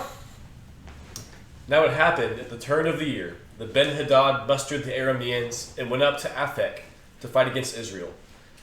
Now the sons of Israel were mustered and were provided for, and went to meet them. And the sons of Israel camped before them like two little flocks of goats. But the Arameans filled the land. Then a man of God came near and spoke to the king of Israel and said, Thus says Yahweh, because the Arameans have said, Yahweh is a God of the mountains, but he is not a God of the valleys. Therefore I will give all this great multitude into your hand, and you shall know that I am Yahweh. So they camped one opposite the other 7 days. Now it happened that on the seventh day the battle was joined, and the sons of Israel struck down of the Arameans 100,000 foot soldiers in 1 day. But the rest fled to Aphek into the city, and the wall fell on 27,000 men who were left. And Ben-Hadad fled and came into the city, into an inner chamber. That's wild. Wow. That's wild. That's a huge loss.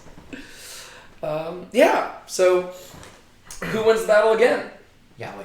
Yahweh. The Yeah. God of Israel. Yahweh is the God of everything. Not just Israel. Yeah. So you're saying the Israelites won? No way. Yahweh. Yeah. Now it happened at the turn of the year that Ben-Hadad mustered the Arameans and went up to Aphek to fight against Israel.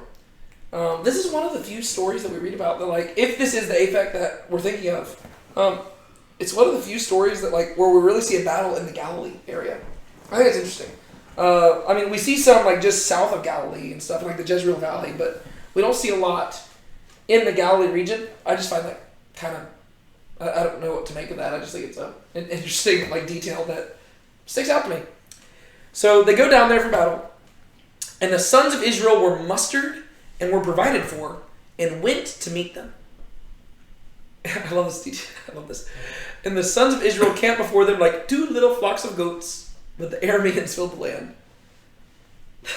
Just like the imagery is so funny. Like, here you got the Israel. They're just two little flocks of goats, just like, they're just like there in like the middle, and then like the Arameans are everywhere. Right? The idea is that they are vastly, vastly, vastly outnumbered.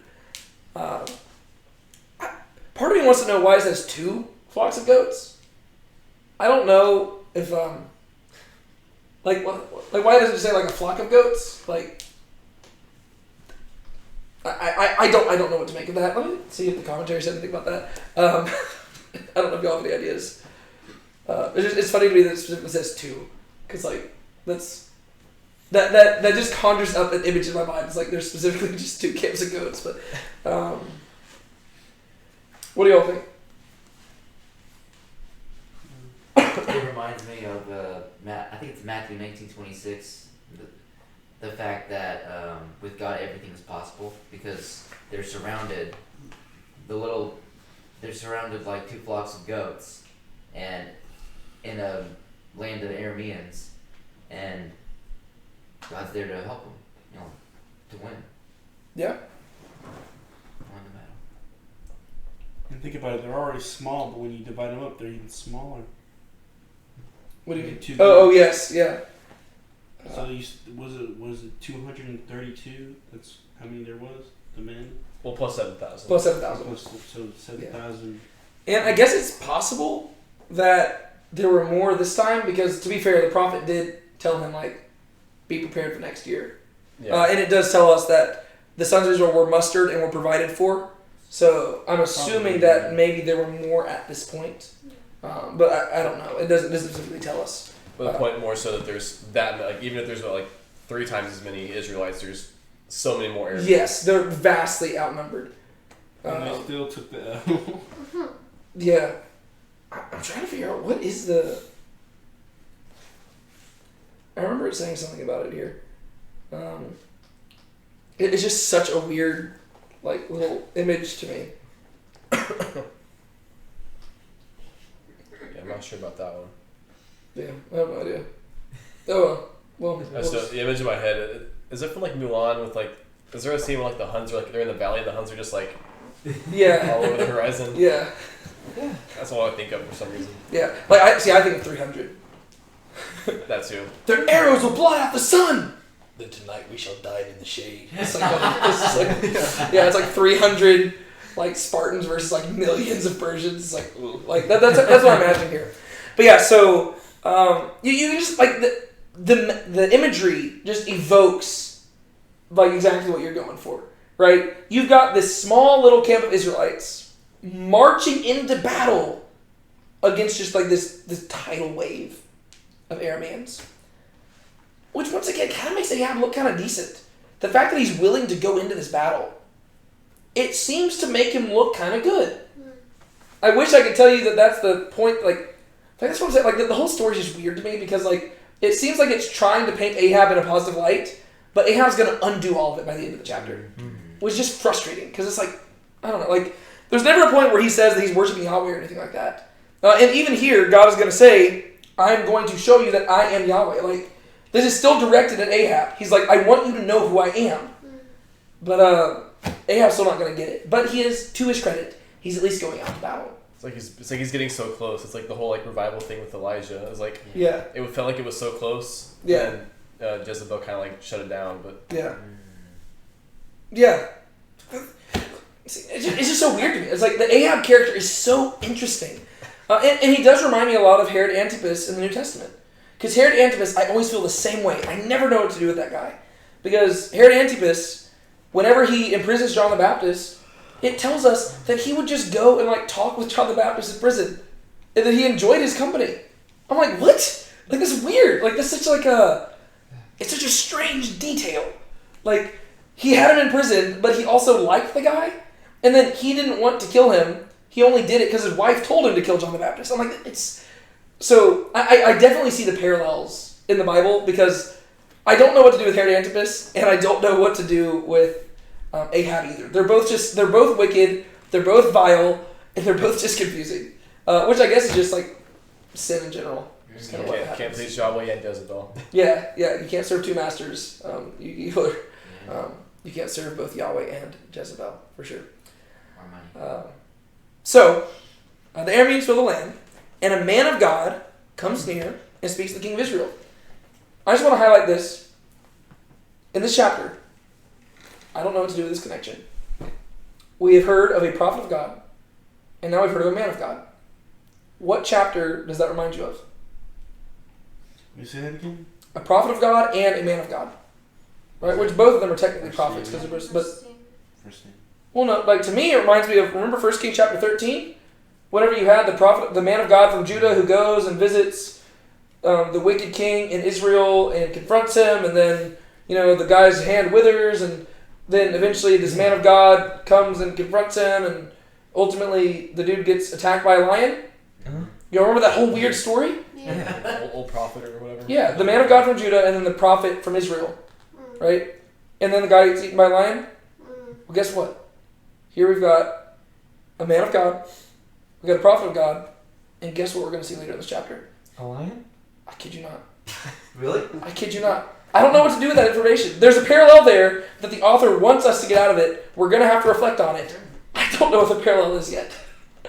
But there's going to be a lion involved by the end of this chapter. There was another story about a lion. Yeah. I think of that we Probably talked Samson about. you're thinking of. I don't know.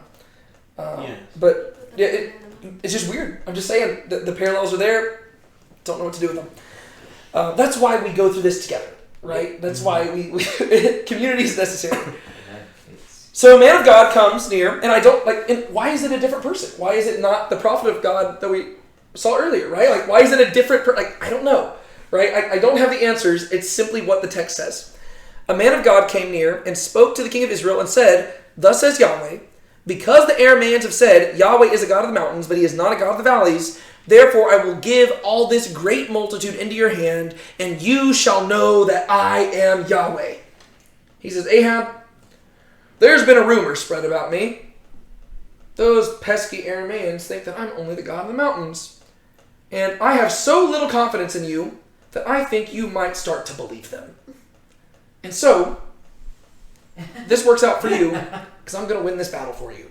Again. And it's not because you deserve it. It's because I want you to know that I'm the God of the mountains and the valleys." Right? Isn't there a song that we sing all the time at church or something that says that? I think so. You're the God of the valleys, or I don't know, something like that. Yeah. Right. I don't know if it's a reference to this. I heavily doubt it is. I doubt that somebody read 1 Kings 20 and decided to write a praise song. I imagine that Probably like emotional mountains. it is emotional mountains and valleys, yeah. Which is true. He's the God of those as well. But yeah, here it's literally mountains and valleys. God's basically saying, my dominion goes everywhere, and I'm tired of people acting like it doesn't. Right? I am the God of all creation, thank you very much. I created it all. I can win a battle wherever I want, and I'm kind of offended that people think otherwise.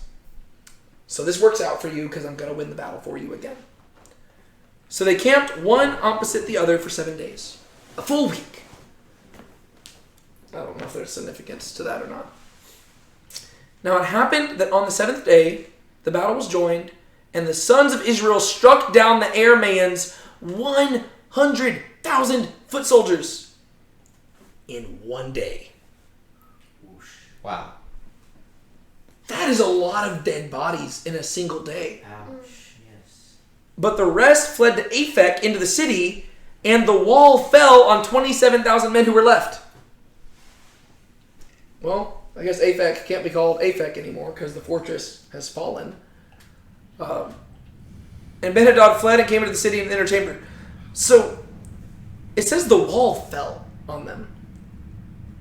I don't know if this is suggesting that the Israelite soldiers pursued and caused the wall to fall, or if God miraculously caused the wall to fall like Jericho, or if it just so happened that while they were in the city, the wall fell. Which I would suggest that it's still an act of God, but I don't know if this is like in the Jericho sense where like the Israelites are there and they see it, or if it just happened. I don't know, right?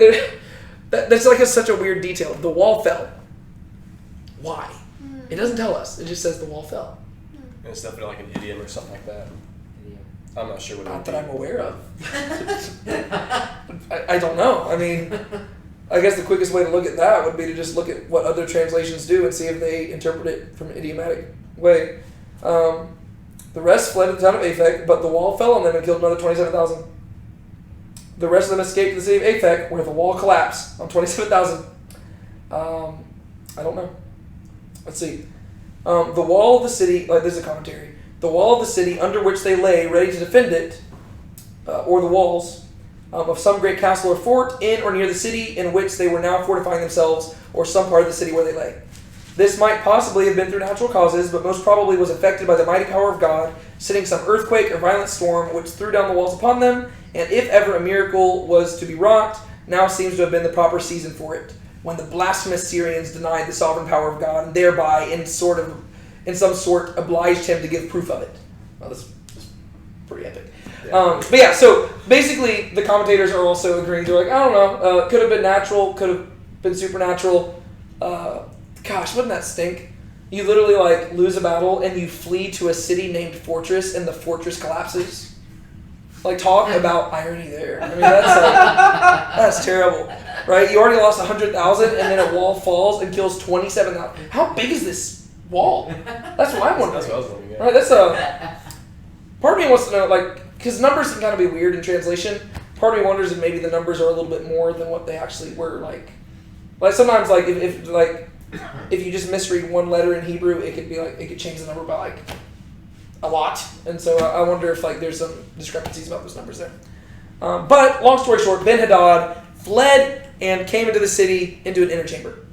So he loses again, and it's a mighty, mighty loss.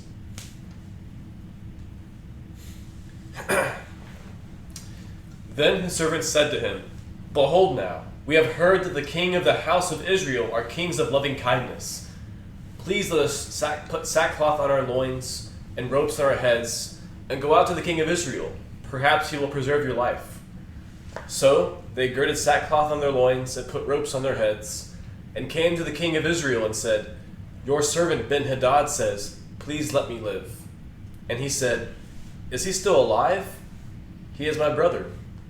Now the men interpreted this as an omen, and hastily catching his words said, Your brother Ben-Hadad. Then he said, Go, bring him. Then Ben-Hadad came out to him, and he took him up into the chariot. And Ben-Hadad said to him, The cities which my father took from your father I will return, and you shall make streets for yourself in Damascus, as my father made in Samaria. Ahab said, And I will let you go with this covenant. So he cut a covenant with him and let him go. It's wild. I'm confused. Yeah. Yeah, me too. Yeah. So whenever he says he's my brother here, he's not speaking literally. But I started laughing as Sean read it because I was like totally imagining Star Wars right here. This huge plot twist reveal.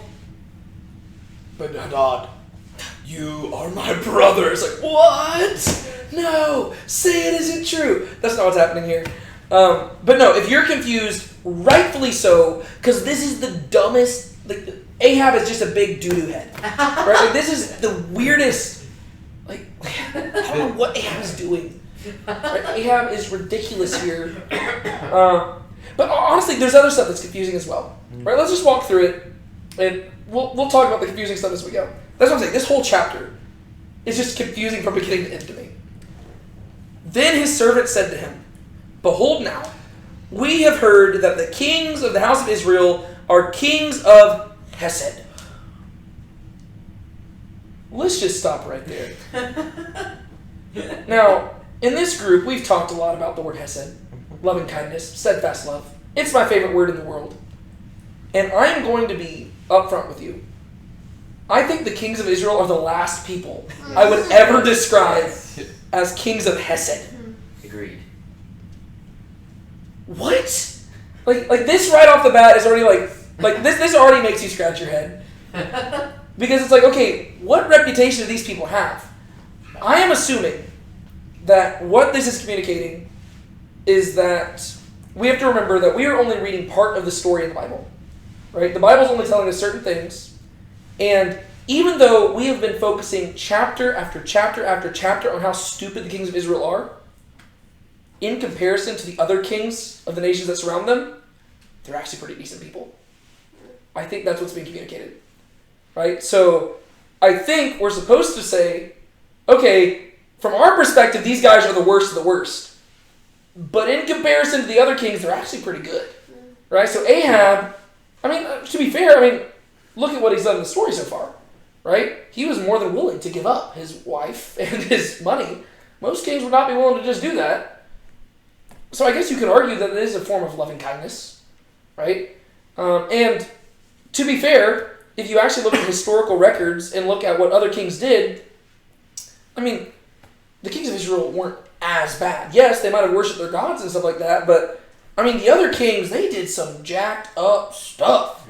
I mean, like, these guys, like, they would murder their children and sacrifice them just to, like, dedicate a city, right? The gods they worship, they would sacrifice the babies, right? Like, they did a bunch of really twisted things, right? I mean, today, this is, I mean, obviously over 1,000 years later or something like that, but today I was talking with my students about just the practices of the Romans when it came to, like, crucifixion and stuff like that.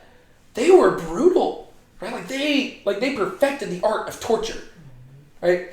And so, while I would never think to describe Ahab and Omri and, Baasha and stuff as kings of Hesed, apparently all the other nations did describe them that way. Because while these guys were pagan idolaters who did not love Yahweh, by the grace of God, some of that godly heritage they'd received did seem to have some effect on them, right? Which is kind of nice, right? I mean, that kind of gives me hope a little bit, where it's like, all right, even whenever the people of God totally turn away, maybe there will be at least one little shrapnel of loving kindness left behind for people to take notice of. That's the only thing I can assume, right? If that's not the explanation, I do not know how to explain this. Because it's not like they're trying to butter them up, because they're not talking to them, right? Like, what we see here is the servants are speaking to Ben-Hadad, right? So it would be one thing if Ben-Hadad was speaking to Ahab and saying, "We have heard that you were a king of Hesed." Well, then he's trying to, he's trying to compliment him. But that's not what's happening. These are servants telling to Ben-Hadad, and he's saying, you need to govern your actions in light of this. So they actually believe that these kings show love and kindness. And so I'm just assuming that this is the author telling us, I don't want, like the author's communicating to us that Ahab isn't merely the stuff we read about in the text, right? There was more to Ahab, and there might have been even more redeeming aspects to Ahab's reign. We just don't focus on those because the author is chiefly concerned with how he served Yahweh, and he did a terrible job doing that. But he still was apparently somewhat gracious, and apparently his father and the other kings of Israel were known for this as well. That's all I can assume. But it's weird, right? Like, if that's wrong, then I don't know. I don't know what the solution would be. Behold now, we have heard that the kings of the house of Israel are kings of Hesed. So please let us put sackcloth on our loins and ropes on our heads and go out to the king of Israel. So the sackcloth on the loins thing, that's both of these are signs of mourning. The sackcloth on the loins is just like ashes representing like the death of like if your loins are your loins are where you reproduce, children and stuff. And so if you're putting sackcloth there, it's representing like the death of like your seed, right? Ropes on your heads, I don't know what that represents off the top of my head. I'm not as familiar with that sign. Unless it represents unless it's talking about like around your neck or something like that. Like representing like slavery or something. I don't know. I'm not familiar with that. But the idea is that they're going to present themselves as people in mourning, right? And let's go present ourselves to the king of Israel, to Ahab, and let's see if he can show mercy to us. Perhaps he will preserve your life. Right? You've lost a battle to him twice. Let's just go to him and let's suck up to him. Let's try to make amends. So they girded sackcloth on their loins and put ropes on their heads, and they came to the king of Israel and said, "Your servant Ben-Hadad says, please let me live." So Ben-Hadad comes before him and pleads for mercy. Now this is where things get a little bit tricky for us. How should Ahab respond?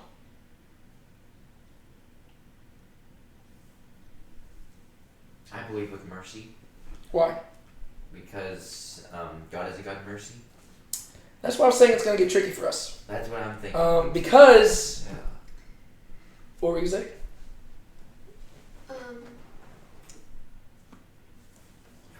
I mean, they're an enemy of God and of God's people. So I don't necessarily know if mercy would be the correct thing to give them at this time. Because we've seen that God is, we've seen that he's defeated them twice for them. So that kind of is like a partial, I guess, stamp of approval of like, defeating these people, like that they are an enemy of me and I do not support like who they are. But Yeah. So this is why I was saying it's going to be tricky for us, because naturally, as Christians, we know that God's a God of mercy, and we think that that is always the appropriate response, but it's not in this case, right? Right now, like naturally, we're inclined to say, yeah, show him mercy, and sure enough, Ahab's going to do that, but Ahab is going to be rebuked for what he does here, which is weird because we see Ahab showing mercy, and we're like, good job, Ahab, and God's like, no. Now is not the time for mercy. I mean, think about Saul with Agag, and Samuel rebukes him, and then he hacks Agag into pieces. Like, you see the parallel? Once again, that's what I'm saying. There is a clear parallel between this chapter and what Saul did with Agag. Because here's the issue. God told the Israelites to wipe out their enemies and anybody who would lead them astray. Amen. This dude's name is literally Ben-Hadad, right? Son of Hadad, son of Baal. Right? This dude worships a pagan god. Right? Ahab is worshiping that pagan god. That bug's really annoying me. And so, Ahab's response should be, I'm sorry, there is no mercy. Meet my sword. Unless, if Ben-Hadad were to repent and say, I will follow Yahweh all the days of my life, then we have a different story. But that's not what happens here. Right? And I know that's difficult for us because we naturally, like, as Christians nowadays, we get very uncomfortable with the idea of enacting, like killing somebody. We get uncomfortable with that being what God desires, right? And I'm not saying God asked us to do that, right? Israel was a different thing than us, right? Things function differently in that area, right? But there is a time and a place. I'm not saying for murder, but there is a time and place where mercy is the wrong choice, right? We have to be very careful because if mercy is the wrong choice, it has to be by direct commandment of God. Right? When in doubt, choose mercy. Right? But if the Word of God explicitly forbids mercy in circumstances, go with the Word of God. Right? And in this circumstance, Ben-Hadad should be submitted to total destruction. Remember, I will bless those who bless you. Those who do not, I will curse. The Arameans have been a thorn in Israel's side, constantly opposing them, and therefore they must be destroyed. So, that's what makes Ahab's response so bewildering. Ahab said, is he still alive? He's my brother. So not only is he saying he could live, he's saying, you know what? I will treat him like family. Bygones be bygones. Let's be buddies again. Ouch. Now the men interpreted this as an omen, and hastily catching his word said, your brother Ben-Hadad, yes. Yes. Your brother, very good. They pick up on this, they look at each other, and they're like, we don't know what this dude's smoking, but let's roll with it. Yes, your brother Ben-Hadad, your close friend Ben-Hadad, he's still alive, and he wants to see you. Then he said, go and bring him. Then Ben-Hadad came out to him, and he took him up into the chariot. So not only did he welcome Ben-Hadad back, he lifted him up into a chariot. He's elevating him to an equal status. Right? To where now, when Ahab rides in on a chariot, Ben-Hadad, the king of the Arameans, is with him. He's not a slave. He's not a prisoner. He's just standing there with him as a brother. This goes back to what we were talking about earlier. Ahab is just looking for political alliances. Right? He's like, okay, well, I defeated Ben-Hadad, and now Ben-Hadad wants to be friends? I'll take some friends. No. You are now fraternizing with the enemy of God. That is not good. And Ben-Hadad said to him, the cities which my father took from your father I will return, and you shall make streets for yourself in Damascus as my father made in Samaria. So they're beginning to form an alliance and a covenant. Why would Ahab do this? Probably because he knows that there is a bigger superpower that he's going to have to deal with very soon, named Assyria, who at this time period is currently growing in power up north. And so he's like, yeah, maybe me and Syria, Aram, we can start buddying up. Ahab said, I will let you go with this covenant. So he cut a covenant with him and let him go. So they make a covenant and they depart. That's a big issue. Which leads us to the end of this chapter, which it's a pretty big section, but we'll get through it, hopefully, kind of quickly. Now a certain man of the sons of the prophets said to another by the word of Yahweh, please strike me. But the man refused to strike him. Then he said to him, because you have not listened to the voice of Yahweh, behold, as soon as you walk away from me, a lion will strike you down. And as soon as he had walked away from him, a lion found him and struck him down. Then he found another man and said, "Please strike me." And the man struck him, wounding him. So the prophet walked away and stood by, for the king by the way, and disguised himself with a bandage over his eyes. Now it happened that as the king was passing by, he cried out to the king and said, "Your servant went out into the midst of the battle, and behold, a man turned aside and brought a man to me and said, 'Guard this man. If for any reason he is missing, then your life shall be for his life, or else you shall pay a talent of silver.' Now it happened that while your servant was busy here and there, he was gone. And the king of Israel said to him, 'So shall your judgment be. You yourself have decided it.' Then he hastily took the bandage away from his eyes, and the king of Israel recognized him, that he was of the prophets.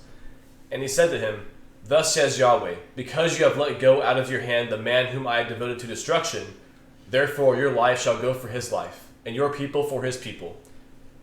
So the king of Israel went to his house sullen and enraged, and came to Samaria." Told you there'd be a lion. Mm-hmm. It sounds The a lot. lion killed Balaam. What? No, the lion just killed another random dude. Yeah, I wish I could say it was Ben-Hadad, but it is not.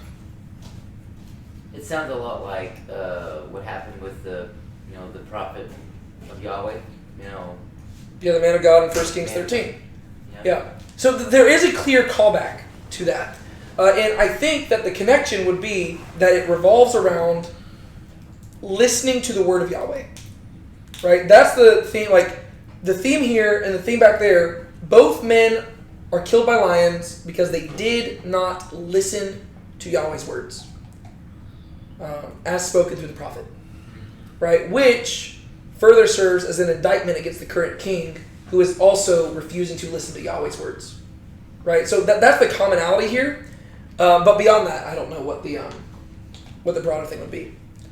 So let's walk through this and piece it together, just because we're already running over time. Let's walk through it.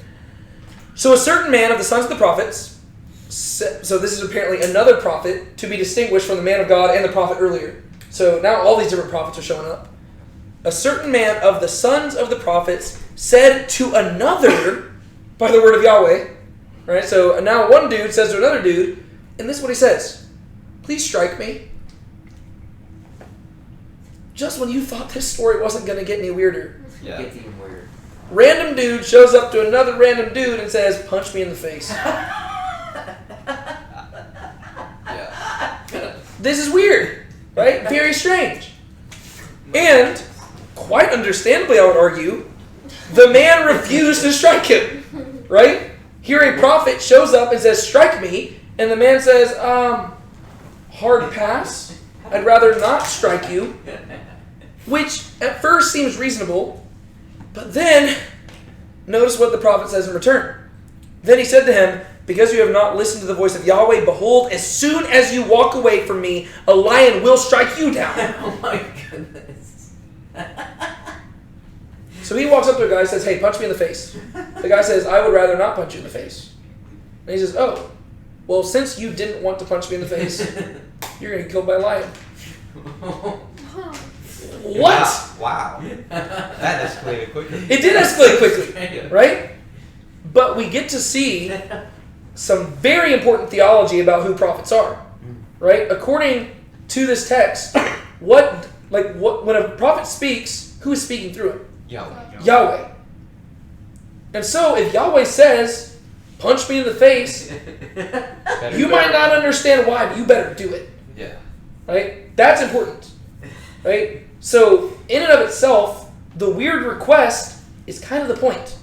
It's a very strange, you don't just walk up to somebody and say, "Punch me in the face." And if somebody walks up to you and says, "Punch me in the face," you're not going to understand why. Just do it. But if Yahweh is speaking to, if you know this guy's a prophet, right? If I were to walk up and say this to you, I would hope you wouldn't punch me in the face. But that's because I'm not a prophet. This guy is known as a prophet. Right. He shows up and says to do it, and the whole point is whether you understand why or not, you better listen. Right? So that's a key aspect of this. Right? You need to learn to submit to the word of Yahweh, whether you get it or not. And if you don't listen, even if you have an excuse, it's not going to cut it. Oh, well, I wanted to understand better. Too bad. Right? You should have simply listened. Right? Holy is the Lord, and the Lord I will obey. Right? That's what we need to do. This guy, he doesn't do it. It's understandable why he doesn't, because it's a very weird thing to just, hey, punch me in the face. All right, boom. Nobody would just do that. But if a prophet speaks, you better listen. That's the point being made here. Then he said to him, because you have not heard the voice of Yahweh, behold, as soon as you walk away from me, a lion will strike you down. Just like in 1 Kings 13, whenever the man of God was at the prophet's house, and the prophet said, because you came and ate at my house, as soon as you leave here, a lion will come and strike you down. Same thing, right? The man of God had disobeyed the word of Yahweh. He had failed to hear. And so, both of them were promised that as soon as they leave the prophet's presence, a lion will come and strike them down. And this is judgment for their failing to listen. What does that represent? Sorry, repeat the question. What does that represent? So, they have failed to listen, and therefore they will be destroyed. Why is the story being shared right here? Because that's what God's going to do to the people, to Israel. If they don't listen, then they're going to be struck down. Exactly. Right? Who have we seen not listen several times so far in this chapter and in the previous chapters? Ahab. Right? Again and again and again, God has sent prophet after prophet after prophet. And Ahab has not listened. And so God's going to strike him down. Yep. Right? Okay. So, you have not listened to the voice of Yahweh. Behold, as soon as you walk away from me, a lion will strike you down. And as soon as he had walked away from him, a lion found him and struck him down. If I were him, I probably would have not left. But he apparently didn't believe this guy. And so he gets up, he leaves, and sure enough, lion strikes him down. Just like in 1 Kings 13. Then he found another man and said, please strike him. And to no one's surprise, this man listens. Right? And the man struck him, wounding him. Right? I mean, he says, okay, everybody just sees that dude get struck by a lion. And then the prophet walks up to another guy, punch me in the face. It's before the words even got out of his mouth, the dude just decked him in the face, right? He's like, all right, yep. Yes, sir. He's like, I do not want to face that same punishment. Which, once again, if you're interpreting this in light of Israel, the idea is that when Israel is destroyed, others will learn from their mistake. Right? So if the first group won't hear, well, then maybe the later group will. If the Omride dynasty won't listen, maybe the next dynasty will. And if all Israel won't listen, maybe Judah will. And if all Judah and Israel won't listen, maybe the Gentiles will. Mm-hmm. Right? So God can send the prophets to whoever he wants. Right? If one person won't strike somebody in the face, somebody else will. Right? And God can use, and this is just, there's so many different ways you can view this, right? Because here the prophet is speaking to somebody, asking them to be a tool of judgment, right? And as we're going to see, I'll just explain that part later. But this is also true of how God's going to use the enemies, right? God is going to employ the Arameans. He's going to employ the Assyrians, the Babylonians, all of them, to be tools of judgment to go and afflict Israel and to wound them, right? And so he's going to send them to do that as well. And if one won't do it, he can pick another, right? The idea is that God is in control of all of this. And he doesn't need you, right? He simply chooses, right? If you won't strike the prophet in the face, well, then the lion will come and attack you. Somebody else will do the job, right? God can get the job done. It's just a matter of whether or not we're going to comply and whether or not we're going to hear, right? So he said, because you have not listened to the voice of Yahweh, behold, as soon as you walk away from me, a lion will strike you down. As soon as he had walked away from him, a lion found him and struck him down. Then he found another man and said, please strike me. And the man struck him, wounding him. Right? So this dude, he hits him and he hits him pretty hard. So the prophet walked away. Poor prophet. Once again, whenever people think that being a prophet sounds like a great idea, this is the job you're signing up for. Literally going from one person to another, asking them to beat you up. Will you beat me up? No? Alright, well, I guess you're going to get eaten by a lion. Like, normally we would rejoice if somebody said they weren't going to beat us up, but now you're like sad because you're like, well, now you're going to die. Anyways, will you beat me up? Like this is the life of a prophet. They're having to go around asking somebody to beat them up. Yeah. Real quick. So the man struck him, wounding him. So the prophet walked away and stood by for the king by the way and disguised himself with a bandage over his eyes.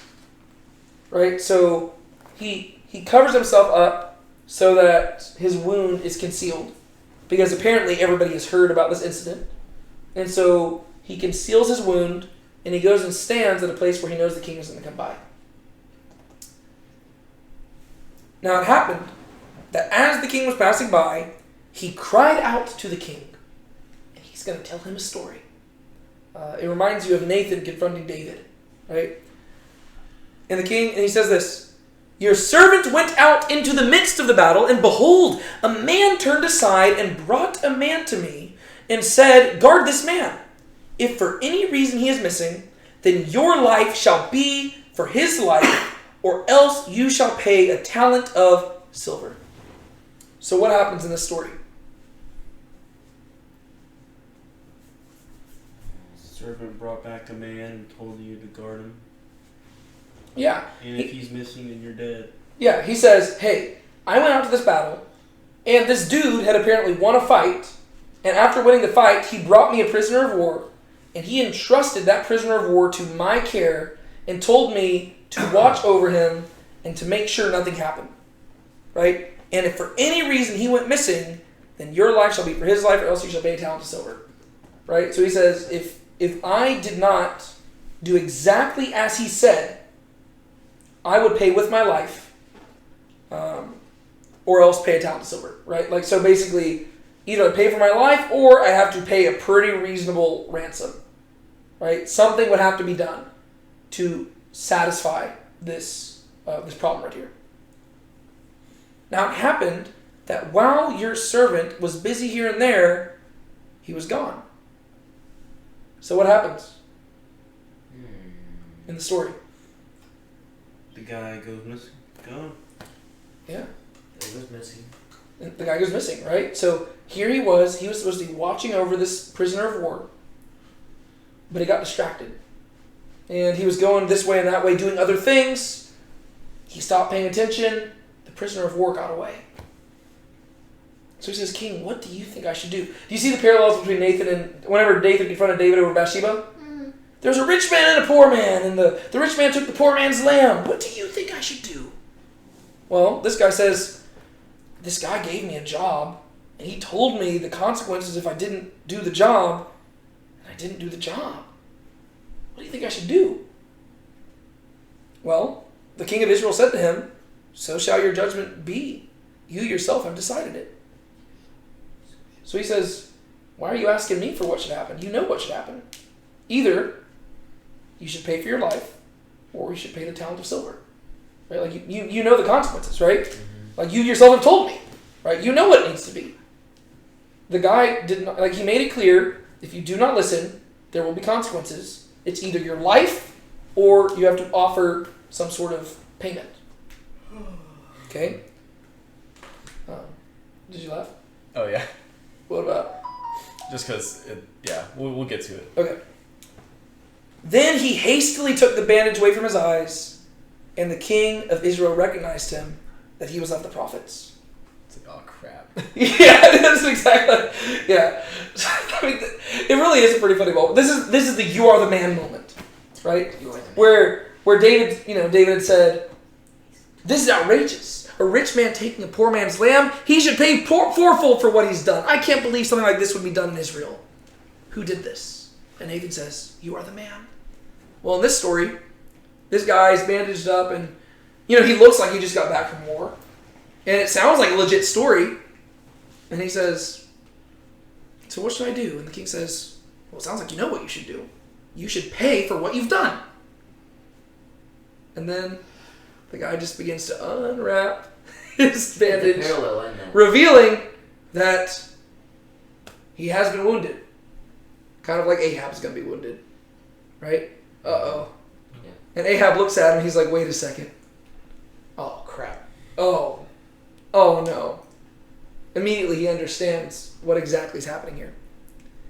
And he said to him, thus says Yahweh, because you have let go out of your hand the man whom I had devoted to destruction, therefore your life shall go for his life, and your people for his people. He says, let me interpret this story for you. Yahweh is the man who won the battle. Ben-Hadad was the prisoner of war. God entrusted Ben-Hadad to you, and he asked you to do something to Ben-Hadad. If you had studied the Torah, you would know what to do. Right? You weren't called to watch over Ben-Hadad, you were called to kill him. But you didn't do that, did you? You let him go. You set him free. God's not happy with that. Treat him like a brother. You treated him like a brother. Yeah, you treated him like a brother. He was supposed to be a prisoner, a slave. He was supposed to be dead. Enemy. You welcomed him as family. And you know the consequences of this because God spelled it out in the Torah. Yep. You have to pay with your life. However, do you notice what he leaves out there? The money? The money. Right? Because remember that there was, like, whenever you go back to verse 39, it says, if for any reason he is missing, then your life shall be for his life, or else you shall pay a talent of silver. Right? So there were two consequences. Either you pay with your life, or you offer a payment that is fitting. But right here, the prophet says, therefore your life shall go for his life, and your people for his people. He doesn't mention anything about the payment. And I think the reason why is because Ahab is supposed to ask, well, what about the payment? Right? There were two options. It was either life for life or payment. But Ahab doesn't ask that, does he? Right? Because if he did ask about the payment, you know what it probably would have been? Repent, offer a sacrifice. Right? It's like the Torah tells you the payment. Right? The Torah tells you these are the things you do to be right with God. Right? Here's like it's basically repent and follow the law. That would be the payment. But Ahab, he's so hard-hearted, he doesn't even think to ask that. Right? The consequence of his actions is life or payment. He's not willing to pay. And so in many ways, he's like the rich young ruler who goes before Jesus and says, what must I do to be saved? And Jesus says, give away all that you have. And the guy leaves bitter and sad and grieving because he's not willing to give it up. That's Ben-Hadad. Right? There's two options. You either pay with your life or you pay with something else. He's not willing to pay with something else. And so the king of Israel went to his house sullen and enraged and came to Samaria. He just stomps off. Right? This should have been a moment where he could have asked, wait, prophet, what can I do to make things right? Right? Surely there's something I can do. What is the, like in the whole story you've just painted, what is the talent of silver? What do I need to pay? But he doesn't ask that. Right? Instead, he just hears, there's the consequences, and he just stomps off. So even despite all of this, he still is not hearing. This whole thing is just, it's a very interesting story. Right? To close this off real quick, because I know we've gone way over time. It's worth highlighting that it does say the word devoted for destruction in here, in verse 42. That is a phrase that is used throughout the Torah to describe basically just all, like it's what the people of Israel were supposed to do whenever they came into the land of Canaan. Right? You devote things to destruction because those things are going to lead you away from God. And he highlights, devoted to destruction essentially means reserved for Yahweh, and Ahab should know from everything about the battle that the decision whether Ben-Hadad lived or died is not his to make. Ahab once again proves himself to be an Achan, a troubler of Israel. Right, if you go back to the book of Joshua. Let's see. Okay, let me read this part, and then we will close this out. The arrangement is not simply life for life. There was a possibility for ransom. But when the prophet announces Ahab's sentence in chapter 20, verse 42, he does not mention this alternative, but says simply, your life shall go for his life and your people for his people. Perhaps Ahab has gone so far that there is no choice but life for life. But there is another, subtler explanation. The prophet's story holds out hope for atonement, and Ahab could seize that hope in response to the parable. But what about the talent of silver? Can't I atone for the wrong? Instead of playing the Syrophoenician woman and seizing the opening, Ahab responds with rage. Hardened and resentful, seething with anger, he slouches silently back to Samaria. Like Jeroboam, the first's wife, in 1 Kings 14, Ahab forgets that every word from God is an act of grace, an invitation to conversation, because it is an invitation to conversion. Right? So Ahab misses that. Right? But if you're reading it, you can't help but notice it. Right? It was either life for life or ransom. And Ahab, he should have asked, what's the talent of silver? What could I do to fix this? But he's too far gone.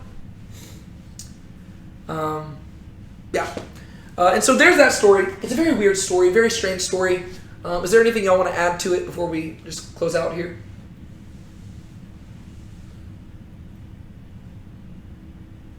If God tells you to do something, you better do it. Yeah, do it, even if it means striking a person in the face. But make sure that it's actually God speaking. You know, if some random dude just tells you to strike him in the face, like, I don't know, don't. It's worth checking. I mean, if they tell you that a lion's going to eat you if you don't do it, I mean, it might just be safer to just do it just in case. You know, just be like, all right, you know what? Okay, I'll do it. Like, if that's, you know, but, yeah. Listen to Yahweh. Yes, sir. I don't think God's really gonna tell us to go beat somebody up. I I don't really know. don't know. And this, I mean, if he did, then that'd be weird. I agree. I mean, I'd like to think that that wouldn't happen, but, you know, I mean, it's at least happened twice, so you never know. Okay, anything else you want to add? All right. Didn't somebody else say they were going to close this out earlier? I think, Rocky, was that you? Yeah, All right, Rocky. Close us out in prayer. Glad you remember. Uh-huh. Any prayer requests before? You're gonna ask. Stay faithful. Okay. Any prayer requests? All of us stay faithful. No, just keep us faithful. That's good for now. Yeah. Dear Father, thank you for this beautiful yet windy day today. Thank you for the story today. It was really interesting. A lot of twists and turns. I pray that what we read tonight we can learn from, and I pray that we remain faithful, and if you tell us to do something, I pray that we do it because you want us to do it. Pray that everyone here or is not here, that they stay healthy and maybe come again, and we have a good rest of the week. In Jesus' name, amen. Amen.